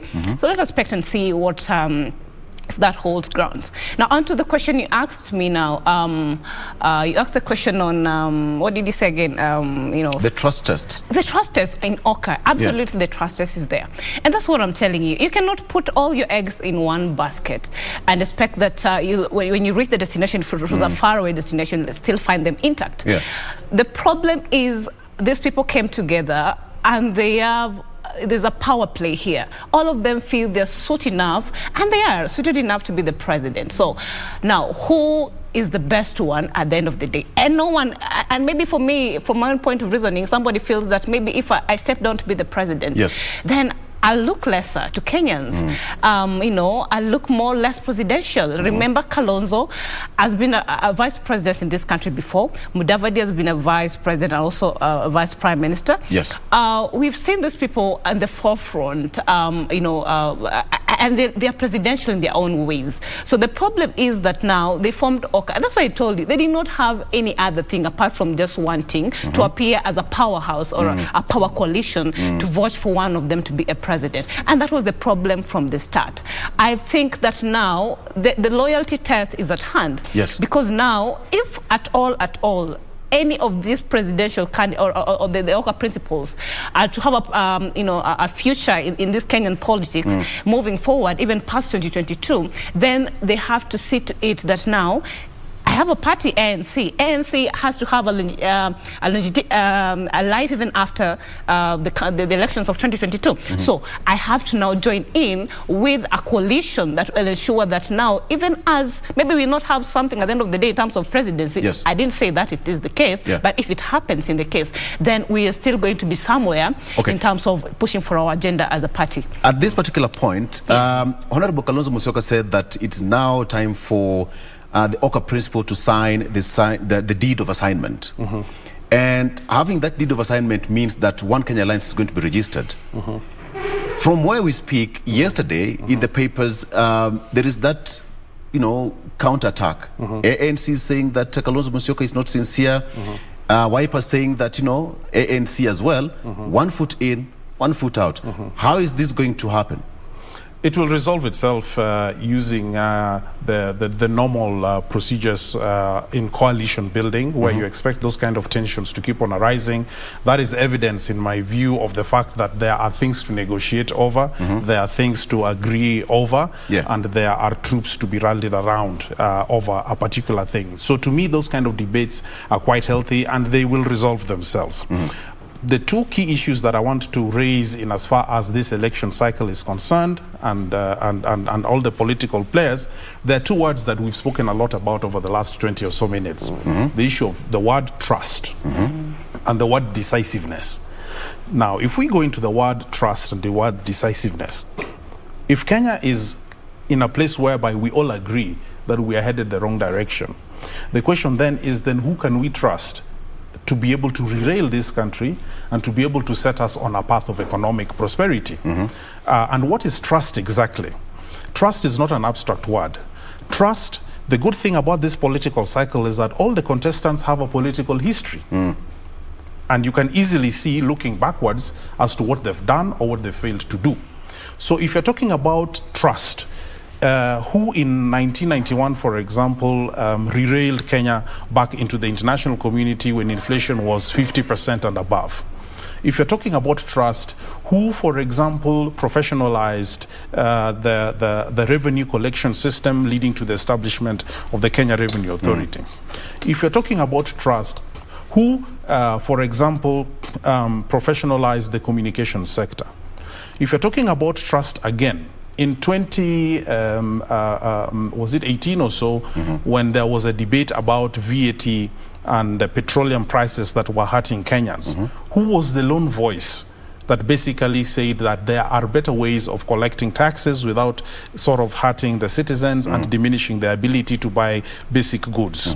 So the issue of trust is something that we will have to look at very carefully in this particular election. In this case, I'm talking about trust amongst the Oka principles. And that is correct, because you will be able to see that because of the political histories of every particular political candidate, that makes it easier or more difficult for them to be able to reach resolutions in situations like this where they could have slightly differing views on different topics. Yes. So the issue of trust is also about the political history of those candidates.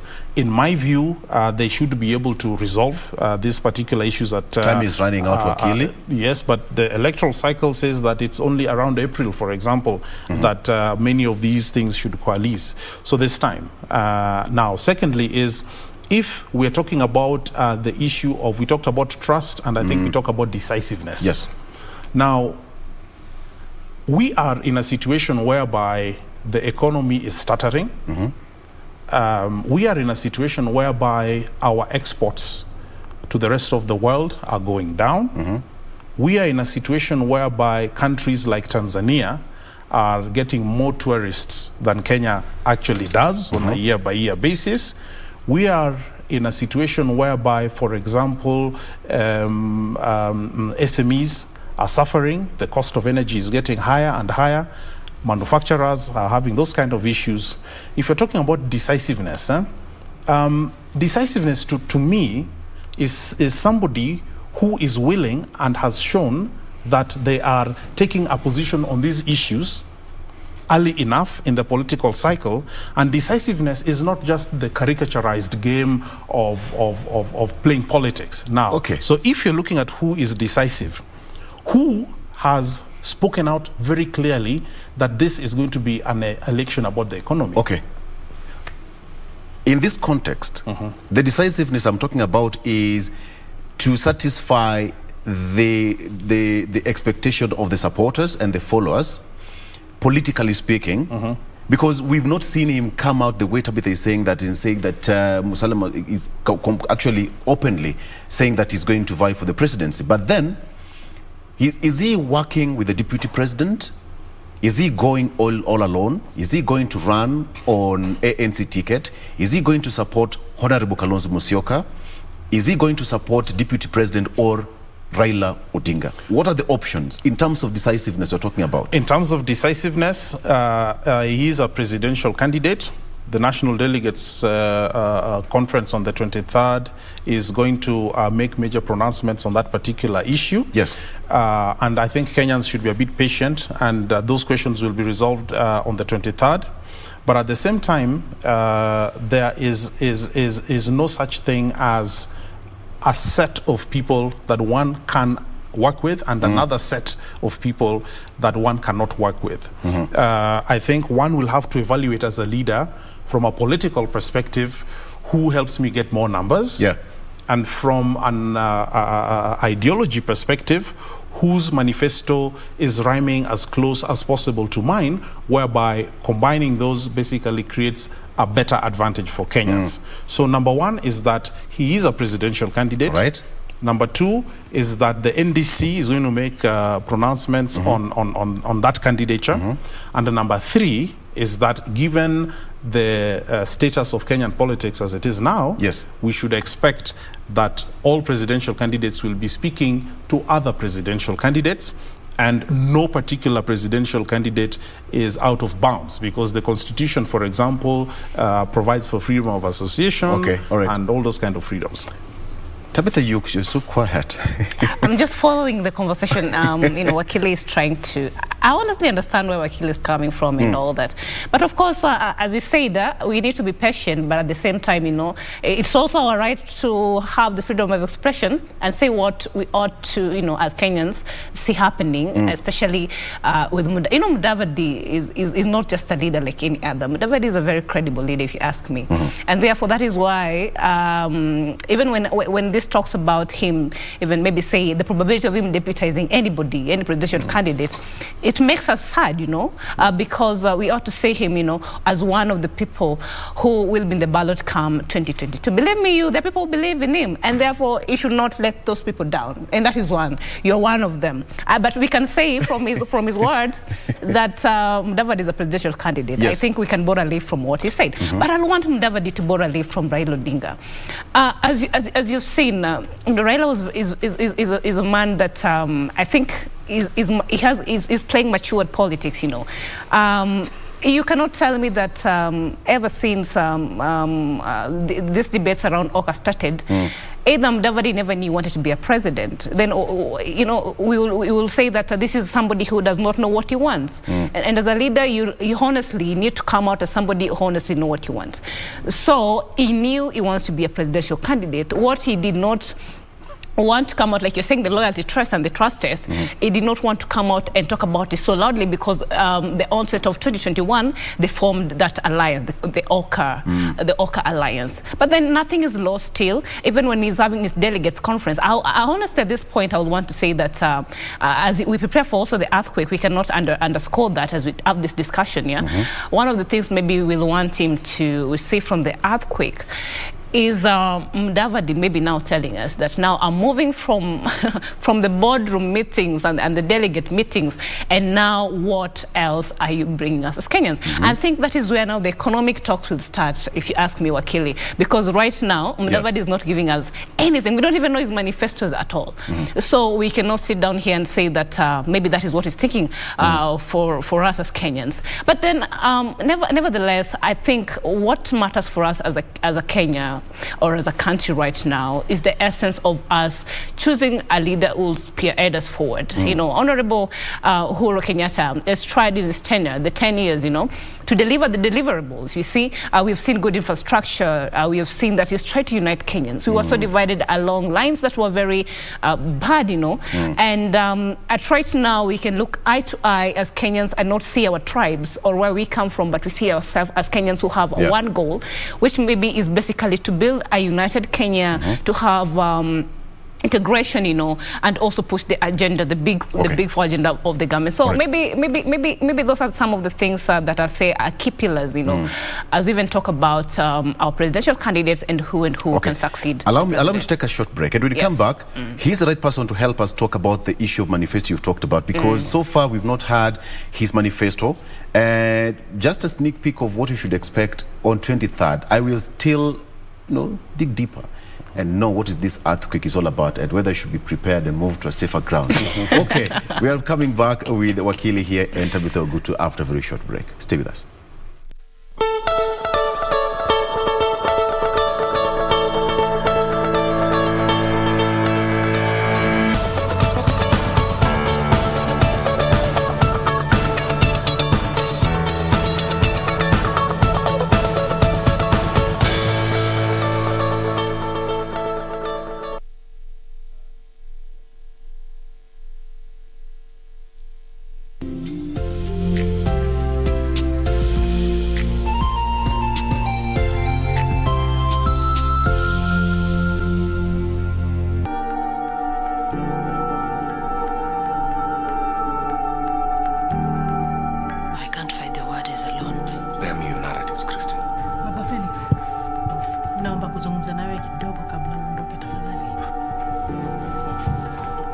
Baba Felix ameondoka. Okay. Nini mbaya na wewe? Wewe ni mtu mzima, anajua vitu ana huku siku mjeni. Wow. I want to give my parents the respect they deserve. Unanitoa huku na harusi. Excuse me. We will not claim this house in court, and that is my final decision. You understand? You are junior, my friend.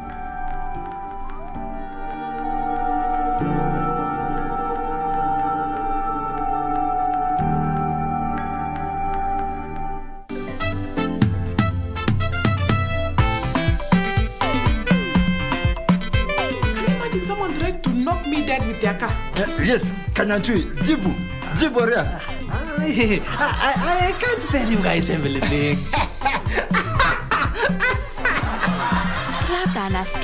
I don't care. Mwanaume ni kujitegemea. He has a new food business now. Jeb, when you know the father? Father Gitanu of Catholic Church, of course I know him. No, I am going to the principal's office to solicit your removal from this school. You cannot yell at me like that. Classmates, every Saturday on KBC.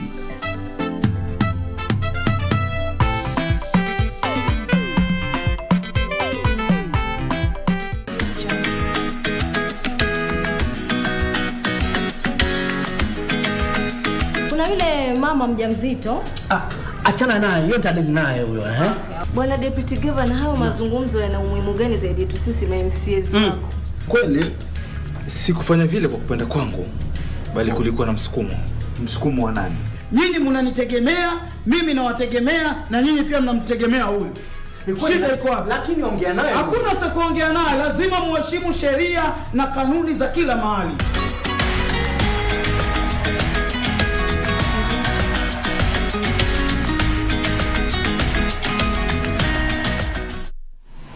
Log on to the KBC website at www.kbc.co.ke to get the latest breaking news, entertainment, sports, politics, lifestyle or business trends from Kenya and around the world. Never miss new episodes from your favorite TV shows, reruns and movies. Just stream online or watch live on your YouTube channel at KBC Channel 1 TV shows. For the day's biggest stories, trustworthy news and family entertainment, log on to KBC Channel 1. Watch what you want anytime, anywhere.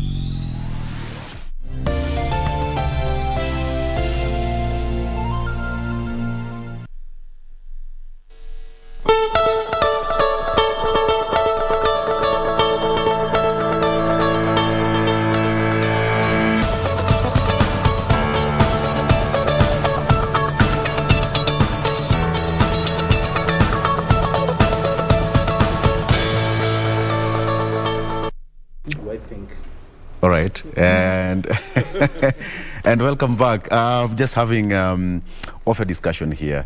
I can tell you things okay. So before we went on a break, Wakili, let me just ask you this question. The trust test, of course, is threatening to break One Kenya lands even further. I will still insist on that, but is it going to be reconciled once they sign this deed of assignment? Are they going to come together? I have no doubt that they will maintain some cohesion after that, and that they should then be able to present themselves as a unified front in the elections. But at the same time, I think it's also clear that ANC and other parties are also not foreclosing the possibility that they could also then be talking and working with other people eventually to strengthen that alliance. Yeah. In alliance building, you do not close the door to its further development. You keep the door open for it to continue developing further. And I think the most important thing here is from an economy perspective. Yes. Let's get into a situation whereby we make political decisions and form political alliances that will increase the probability that Kenyans will have a better economy and to have a political vehicle that will enable Kenyans to rally behind that vehicle in a manner that allows them to now have good government that delivers on the economy. One key thing that I'm very passionate about and keen that we focus on is I think we are all in agreement that this is going to be an economy election. Right. And what does it mean for this to be an economy election? It means that rather than evaluate the candidates that are running based on tribal metrics, based on how tough they seem to be on a podium, we are going to evaluate candidates based on how tough they are on the economic issues that are bedeviling Kenyans. That's where the toughness is. A tough engineer is tough on gadgets. A tough wrestler is tough in the wrestling ring. A tough chef is tough in the kitchen. So if this is an economy election, our perception of who is tough should be who has a record of handling economic issues in a tough manner and in a manner that creates solutions. And I think the answer is there for us to see. The answer is there for us to see. But then, if I could, that smile, okay. The issue of numbers is quite important. When you talk of Honorable Salim Mudavadi and Kalonzo Musyoka, in terms of numbers, when a decision is being made to get a flag bearer or negotiations are being done on who should take that post and this and that, numbers will play a critical role, right? Absolutely. you know, it can't be underrated or underscored. Nevertheless, what I was smiling about, let me just weigh in a bit, is the fact that Wakili here is talking about being tough. I mean, we don't know even what Mudavadi is tough about anymore. So we are waiting. Economically, Wakili? Yes, I think that the toughness is in being able to stand with Kenyans in tough economic times. You are talking and having on the his resourcefulness. behalf. Yes. No, I'm not talking on his behalf. I'm just basically talking about reflections that we have seen over the last 20 or 25 years. Okay. Is that toughness basically means being able to make tough calls, being able to stand alone when what is popular is not necessarily what is right, taking stand measures, and then being able to see that things have improved. Take the cue. So I honestly will say that I'm speaking as a Kenyan. I mean, you know, I'm speaking as a mind of a Kenyan who is very neutral, on a very neutral ground. That basically for now, even as a Kenyan youth, I do not know what are some of the manifestos as a youth in agribusiness or in agriculture or in the entrepreneurship space that the Honorable Mudavadi, for now, as maybe a presidential candidate or whatever, what is providing or in the manifestos. But of course, you've said 23rd is not so far off. So I'm yet to know that. And then I shall start speaking that, you know, it has, you know, or our presidential candidates, like we've seen Baba talking about his economic model. We have seen the bottom up from the UDA part. So we can say that we have at least conversations going around from those two other sides. So we are yet to await to see what is he talking about in terms of economies, so that now when we come back here, we can say now, these presidential candidates, now they're pulling muscles. Who and who can deliver, or like Baba said, the third revolution, you know, who can bring it better? It's economic revolution. But I'm not underscoring the fact that Mudavadi is having the best of the best minds that actually can bring change to our economies. We're yet just to see what he has in mind for us. So that one we are waiting to see. Now, I think now, what I can say basically, Victor, is that of course, it's that year, and we are talking about politics here and there. It's a very important conversation for us to have, you know. But then, even as we talk about this, who is choosing the presidents and things like those ones, you know, I think leadership starts from even direct from the ward MCAs and things like those ones. Actually, it's one of the most important leadership positions, if you ask me, under devolution, because that is the person you can find more easily. They're always available. Our issues, you know, touch them directly. So even as we talk about the economics and who has the best in terms of the toughness, as Wakili put it, which is a very valid point, is now what even is our ward MCAs, you know, having for the common person at that particular level, so that when we upscale it even up to the county level governors and the senators, now we are talking of a situation by, even as our presidential candidates talk about these issues here and there, then we are having our country grow from the root level. But then at this particular time, we're talking also about the voters and the voters registration. So sad enough, even as we talk, sit down here pretty and talk about we're going to choose the leaders. Many youths of this country are not turning up to register as voters. And the argument, if you ask me, is that they do not see why they should turn up as voters. It's an issue, of course, a conversation that even as we talk about this, even the OCA, this unity and things like those ones, they need to address it, and other leaders, you know. Why is it that our youth and even some Kenyans have lost trust in our leaders? And we have had them. These are the same faces we have had time and time and again. So I think even as OCA principles, even as just Honorable Mudavadi himself, he has not come out to tell the youth that support him to go and register as voters. Maybe he has done it, but not as strong enough. So I think these are some of the things you push, and they should make us have trust in them. We lack trust in them. We lack trust in them.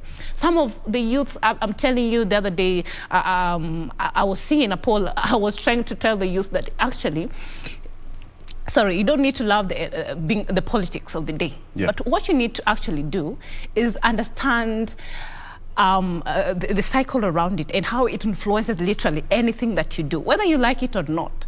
If you are into business, the politics will affect the policies and the business environment. If you're into agribusiness, something that I always tell the youth not shy from, the politics will affect how the agricultural productions and the value chains, come out at the end of the day. So you cannot afford to sit down and say I'll say it's an ignorance because maybe you don't know better.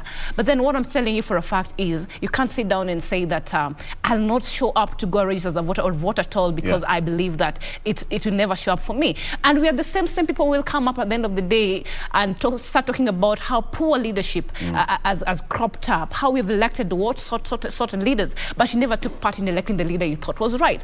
So if you believe in a leader and you believe that he can bring change, he can transform your business environment, it can bring you something that we are talking about tangible things. What are they saying about us? The results. It's no longer about the handouts they give you. How I always say that 100 shilling is way too cheap for 5 years of a term for a leader to be in the office. So let us look at actually how this is solving. So as we even play part in this, I think, Victor, why I brought that up, the conversation also should be, of how the young people should turn up and believe in leaders, even in the Oka principle and things like those ones. Let them actually tell the youth what they have in store for them, and even the women, so that even as we show up for them and want to vote them as leaders, we ensure that they're solving our problems, not just wanting to be the leaders. And they say that bad leaders are elected by good people who just decide not to vote. Go there and take your voter's card. There is that sense of joy when you have that ink on that particular day. Yes. It's all over. Social media is a wash. Yes. And Victor, personally, I don't know, this is one of the electioneering period I'm so excited. I can't wait for August. It's 8th or 9th, yeah? Yes, 9th of August. Yes, I can't wait for it because I'm so passionate about going to elect a leader that I think will bring... You take your part in a democracy. In a civic process. Exactly. So having that ink... Flaunt it on social media, you shall have played your part. Go there and get registered. Now, if I may, just kindly, to pick up on some of the issues that she's brought up, I fully, agree that, this is really the season for us to sort of reflect through and see what kind of country we want to have after the 9th of August. I think I'd like to ask as many Kenyans as possible to log on and look at the proceedings on the 23rd, because key of the issues that we keep on talking about, there shall be solutions that are provided for them. Yes. She has spoken, for example, about young people and their role in nation building. There are very specific proposals that shall be outlined. And that brings me to the question of the manifesto that she's also asking about. What is the manifesto of Honorable Musalia Mudavadi? Something that we can sit back and say on 23rd, the way you've said, all eyes will be at the Bomas of Kenya. I think all eyes will be on the Bomas of Kenya for a number of reasons. One is that Kenyans are looking for an immediate stopgap solution to the hemorrhage that is happening to the economy. They're looking for a unified country, and they're looking for a long-term development plan. Expound, please. And so essentially on the 23rd, you should expect that this NDC is going to address all of those particular issues and specific issues also to different groups. Now, the first thing is this. If you're looking at a presidential... You talked about 4. Yes, and I can go into the detail. Yes. Very briefly. Kindly. The first thing is this, that on the 23rd, you should expect that Musalia Mudavadi is going to outline what his administration and vision is for the first 100 days that will enable us to basically stop the economic hemorrhage that is happening right now, and those details should be provided. The second thing that also you should expect is that we are also facing a very specific issue in relation to our indebtedness, in relation to all this spike in consumer goods and so forth. And there are very specific solutions that you should be able to tune in on that day, and you shall know what they are. Thirdly, is that we are a country of several sectors. We are in agriculture, we are in tourism, we are in manufacturing, we are in the social side like education and health. And many of these sectors are not working properly currently or delivering the outcomes that reflect our capabilities as a nation. Yeah. You should expect on that particular day for Musalia Mudavadi to outline his vision in as far as those specific sectors are concerned. Okay. And one other thing that she brought out that was very important is she spoke about young people and young people having a lot of helplessness currently and sort of looking for solutions that will enable them to become part of the economy of this country. You should expect on the 23rd that very clear proposals are going to emerge in as far as special interest groups that have been marginalized in as far as the economy is concerned. Yes. Young people are one of them. Women, we have not tapped the capability of women in nation building in this country sufficiently enough. We also have people who are coming from small ethnic communities or small tribes, whereby we have not been able to engage them in nation building sufficiently. And we also have people living with disabilities, for example, who have not yet been brought on board in as far as their proper potential to contribute to the country is concerned. Now, if you are a young person, if you are a woman, if you are coming from a small ethnic group, if you are somebody living with disability, if you are somebody in manufacturing, if you are somebody in tourism, if you are somebody who is interested in making sure that we have a good health plan for this country, if you are somebody who's interested that the education system should deliver proper outcomes that turn us into good people, then the 23rd, I believe, is what is going to be a pivotal moment in this country for us to basically coalesce around that kind of a plan. Okay, let me burst your bubble, Tabitha. When we were on a break, you asked him a very simple and direct question. That do you think Honorable Musalia Mudavadi will deliver? Yes, I think he will, because delivery is not just a matter of putting out a manifesto or a plan. And I think that's a very important point that you've brought out. In this season, all political players are going to come up with plans that are developed by technocrats. Yes. Now, when you want to buy shares in a company, you do not just look at the prospectus. You look at who are the directors of that company.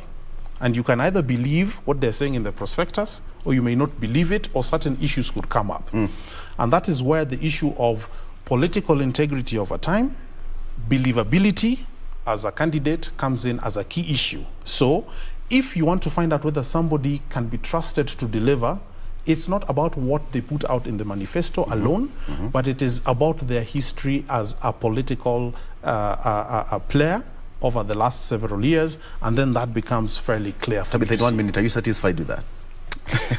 Of course, and by the way, more than ever, I think I'll want to go and experience the earthquake at the Bomas of Kenya 23rd. You reserve me a seat. I'll reserve you a seat. I'll sit next to you, so that all these things you have said, I'll be there and say, they've been addressed. Another thing would be that in whose hands are we safe? Are we safe in Honorable Mudavadi's hands?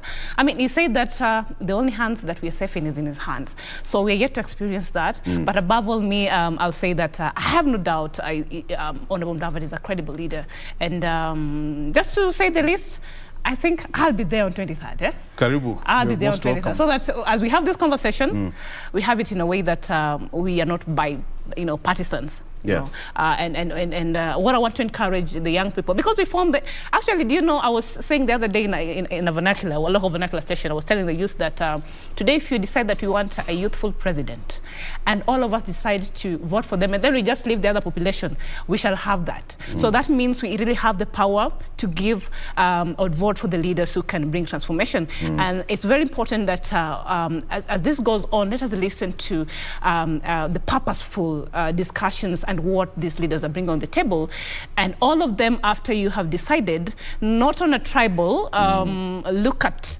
or look that I have to vote so and so because it's coming from my tribe and things like those ones. Then we have a leader who can push us forward. So 23rd is the date. 23rd is the date, and that is going to be a very pivotal moment in the history of this country. And let's look forward to solutions emerging to the problems that are facing this nation, and let us discuss them and let other candidates also provide their reaction to that.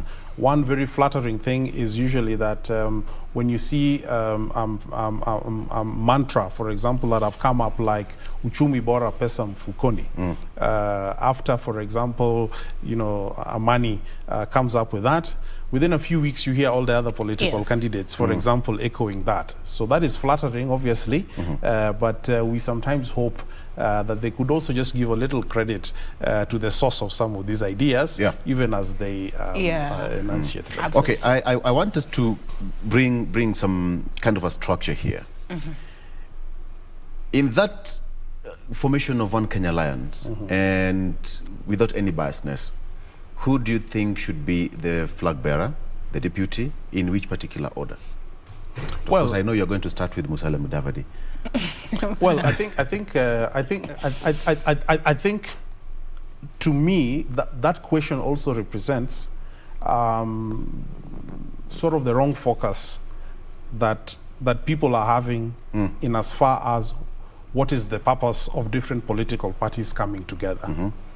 If different political parties come together and the first thing that is there on the table is how are we going to chop off this cow and who's going to take what part and so on and so forth, that is the wrong reason and the wrong approach around building alliances.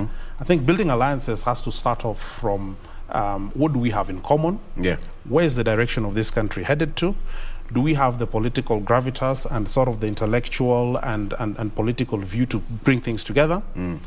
And I think that is really where we should focus on, with the view that, you know, I think WIPA has had its conference. The NDC for NC is coming up in 23rd. And those issues around who is the flag bearer and who is the deputy flag bearer are things which I believe will be sorted down the line. What I think is more important is, are we getting a coherent message about the economy? Are we getting a coherent message about a plan in 100 days to stop the economic hemorrhage that this country is going through? Do we have a coalition of people who are interested in taking this country forward? That's really the conversation that I would have expected and hoped that our attention as Kenyans are on. Because we are not having a focus on those particular issues, yet on a day-to-day basis, you wake up at 5 o'clock in the morning and you have to walk 1.5 hours to get to industrial area to do heavy physical work. No lunch, no worker safety regulations, no proper breaks, and then you have to walk another 1.5 hours to get back home. And you're not going to use the expressway to get back home. You're going to walk. So why is it that we face very severe personal problems that are brought about by bad governance? But when we now discuss politics, which is the vehicle for us to solve those problems, we're only concerned about who's going to be president and who's going to be deputy, and we're not looking at what the economic platform of these particular candidates are. All right. Okay, I see where you're coming from, and fine. We'll wait on 23rd, and once they sign this deed of assignment, of which Kalonzo Musyoka said that now should be the binding document, we'll see how it will go. There is that supreme battle. We can't run away from that. The second day that the Supreme Court is now handling the issue of the BBI. Tabitha, what should you expect? Yesterday, both the appellants and the respondents said that the time allocation was not sufficient for them to submit. All right. But then, first of all, I wonder why you do not ask me the same question you asked Wakili. He gave his economic point of view. Feel free. I've been waiting to give now my sort of political point of view. Yes. What you're asking, basically, I think also in another point or another view is politically, who do we see as most not in terms of anything else, but presidential is a matter of pulling numbers. Who can pull more numbers? If Oka were to at all give any of them a flag bearer, in their own structure, and that is where the issue of maybe Kalonzo or whatever is coming up. So I think that is also some perspective we can take to look at that issue. So we can have it at that point. I think we were looking at some figures there, and we were seeing that in his own backyard, as Honorable Mudavadi, he's lost touch a little bit, not at all 100%. You can just go back there. Back there. So I really honestly never meant to take you back there, but now what can I do? What can I do? But actually it's 10%. It's 10.7%. And what does Baba have there? 40.2%, and William Ruto has, the deputy, say 38.7. But Wakili will argue and tell you that those are just polls. Let us wait for the general election polls, and it's okay. Let us sit down and wait. But at the same time, we cannot play blind to some of these key figures. So what I'm saying in a nutshell is maybe why Honorable Mudavadi is really losing it in his own backyard. We have not said he's lost it at all, because we have strong supporters. of Honorable Mdavadi is because he's not been very clear about what he really wants in his bid. And I think, like we said, the earlier the better. As we said that it's a date, and I'll also be there. Victor, I'll be back here to tell you what I experienced and heard from that point. Right. Very well.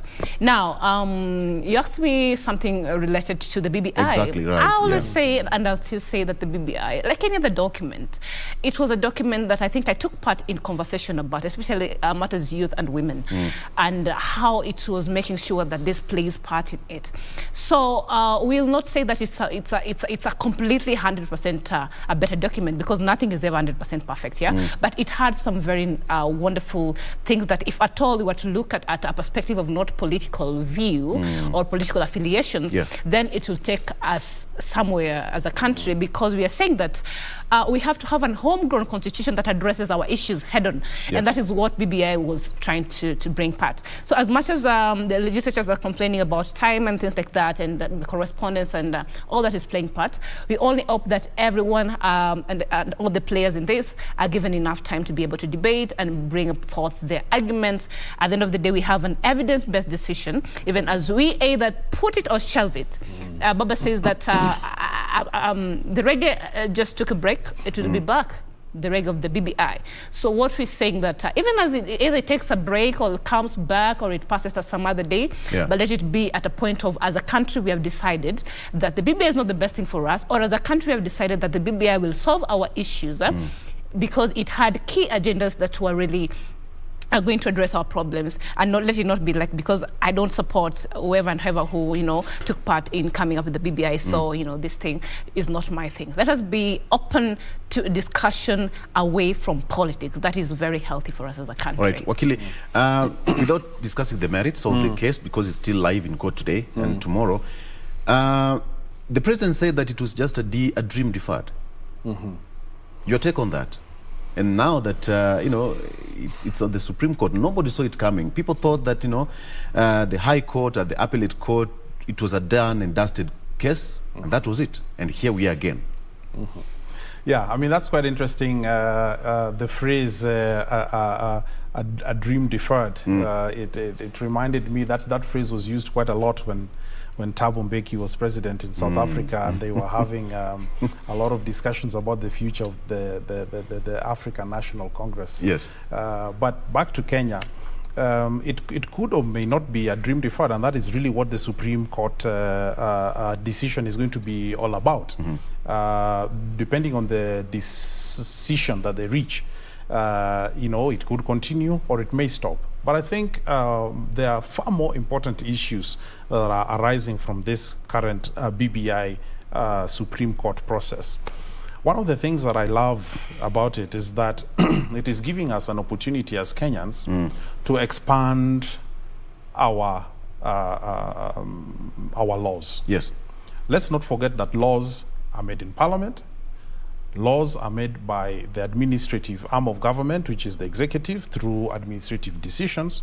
But there is also judge-made law, which is part of law. And I think contests such as the BBI allow us to sort of think through some of these things that may not have found themselves into Parliament before, concerning the powers of the president, concerning what consultation really means, and all this kind of thing. So to me, that's a very beautiful process that I love the fact that the Supreme Court is going to provide some direction on key issues that affect the politics, rights, and so on and so forth. The second thing I think that is very beautiful about the court process is that it is also then going to give us a glimpse as to many, or not many, but some of the judges, including the head of that court, is new in that position. And it will basically also give us an early inkling into sort of their legal mind in as far as heavily contentious political issues are concerned, and how they basically resolve them and what basis they use to resolve them. And I think from somebody who's interested in the political process, people will be looking very, very keenly to see how some of these judges are thinking about some of these issues, because since 2013, there has never been an election that we've held in this country that didn't end at the Supreme Court. It's always a cycle. Yes, so that seems to be where everything is decided. So this is an early sort of inkling into the mood, for example, or philosophies that some of these people may have in as far as very contentious issues are concerned. But finally, on whether it's a dream deferred or not, I think nation building and making proposals on how this country can be made better is something that you'll always expect people to come up with, whether Uhuru is president or regardless of who else is president. The main thing, however, is that I hope that we get to a point whereby we are able to a lot of conversation and consensus around these issues on the basis of give and take. And therefore, when these proposals are made, like the 2010 Constitution, won by about 67%, and every Kenyan felt very good about it. Let's have a constitutional review process, if necessary, whereby we can have 70% of the people voting for it, and them feeling good that they've made an improvement in the governance of this country. And of course, just briefly, do you think, because one of the issues which was being under question is that the president was not supposed to initiate the process. So there are two issues here, as a Kenyan and as a presidency. So which is which? Well, I wouldn't want to go sub judice. I mean, that is one of the central issues that the judges are listening and going to make a determination on. We all have rights as citizens. Yes. And there are also ways in which those rights are abrogated or controlled for various reasons. Right. And I think the question then that the judges will have to consider is that can a president act as a president and still exercise in entirety all of his civic and political rights and so on and so forth. So that is what they will resolve, and that's as much as I can say about it because it's before the court. It's before the court. All right, when we're coming to a close, we at that particular point where now voter registration is quite intense, and of course IBC is targeting 4.5 million new eligible voters. Tabitha, quickly, do you think IBC is going to hit that mark right now? Because based on the numbers they had last time, and they did not hit their target mark, and now they're targeting 4.5 million. And you said that most Kenyans are disenfranchised, are asking themselves, why should I go and vote? What's going out there to change the narrative? I think this is the best way to wrap up this show. Yes. Because now we are talking about things that matters. Even if we talk about the leaders now, if we don't give them, if they're not voted for, then I mean, we're not going to have anything in terms of even economic whatever's, because nobody has taken the voter registration. So this is my point. The argument from the ground is, the problem is our leader don't listen for what the people from the ground are saying. That one, Jiko, Mama Mboga, we are talking about, she's saying that since she's been electing the leaders or registering as a voter, she's not seen any credible change in their lives. And therefore, the shift is on our leaders. Why don't you come out now? And I said it, I thought I said it when you're talking about even Oka leaders, Azimio leaders, and all those leaders. Let us come out and tell Wananchi that now we have failed you and you've lost trust in us. Now, the point is now we are playing or pledging to be better. And then maybe you can give us hope. For those people who really, and they're really held, I'm telling you, Victor, and they're feeling like it can't. So what I'm saying is the leaders should come out and actually, tell Kenyans that for some of us, we have failed you, but we are promising you that, this and this is what you're going to do to make it right. So just show up.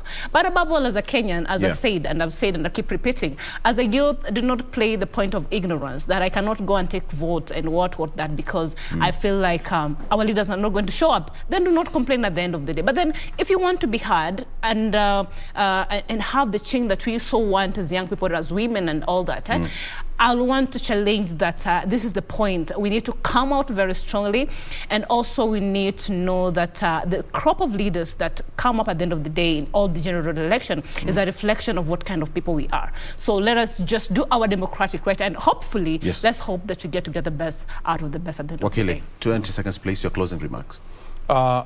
Very quickly on the issue of voting, one of the things I really look forward to is us totally abolishing the issue of voters' cards and voters' registration and so forth.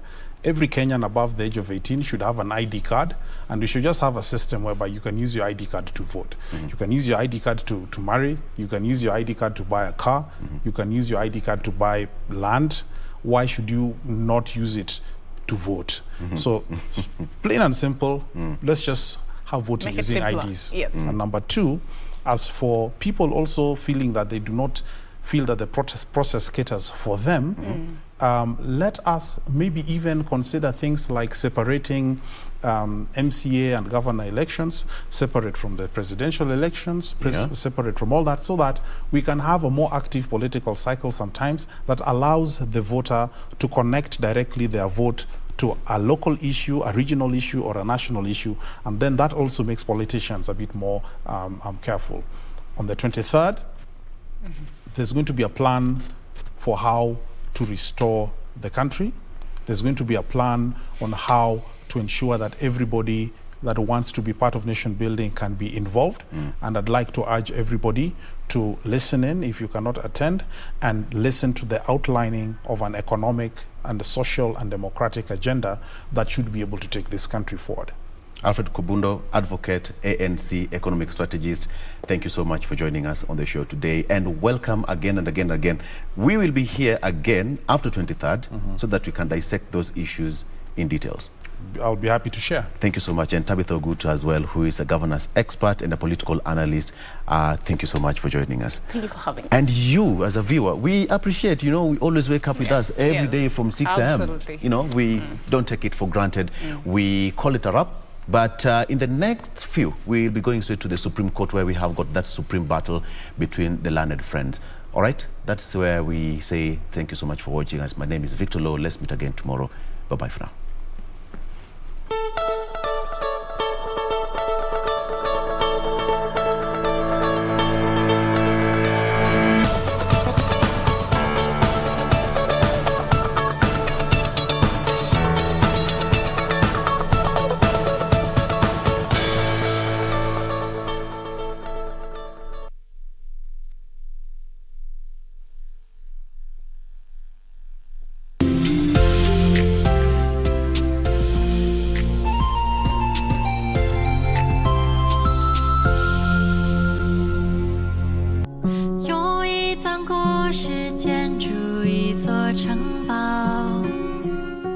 I could really use a shoulder to lean on right now.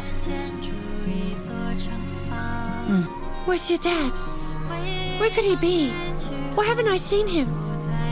Wished I could have a girl like you to spend time with. Jocelyn here spends the evenings with me watching TV and putting on masks. Would you do that? Exactly.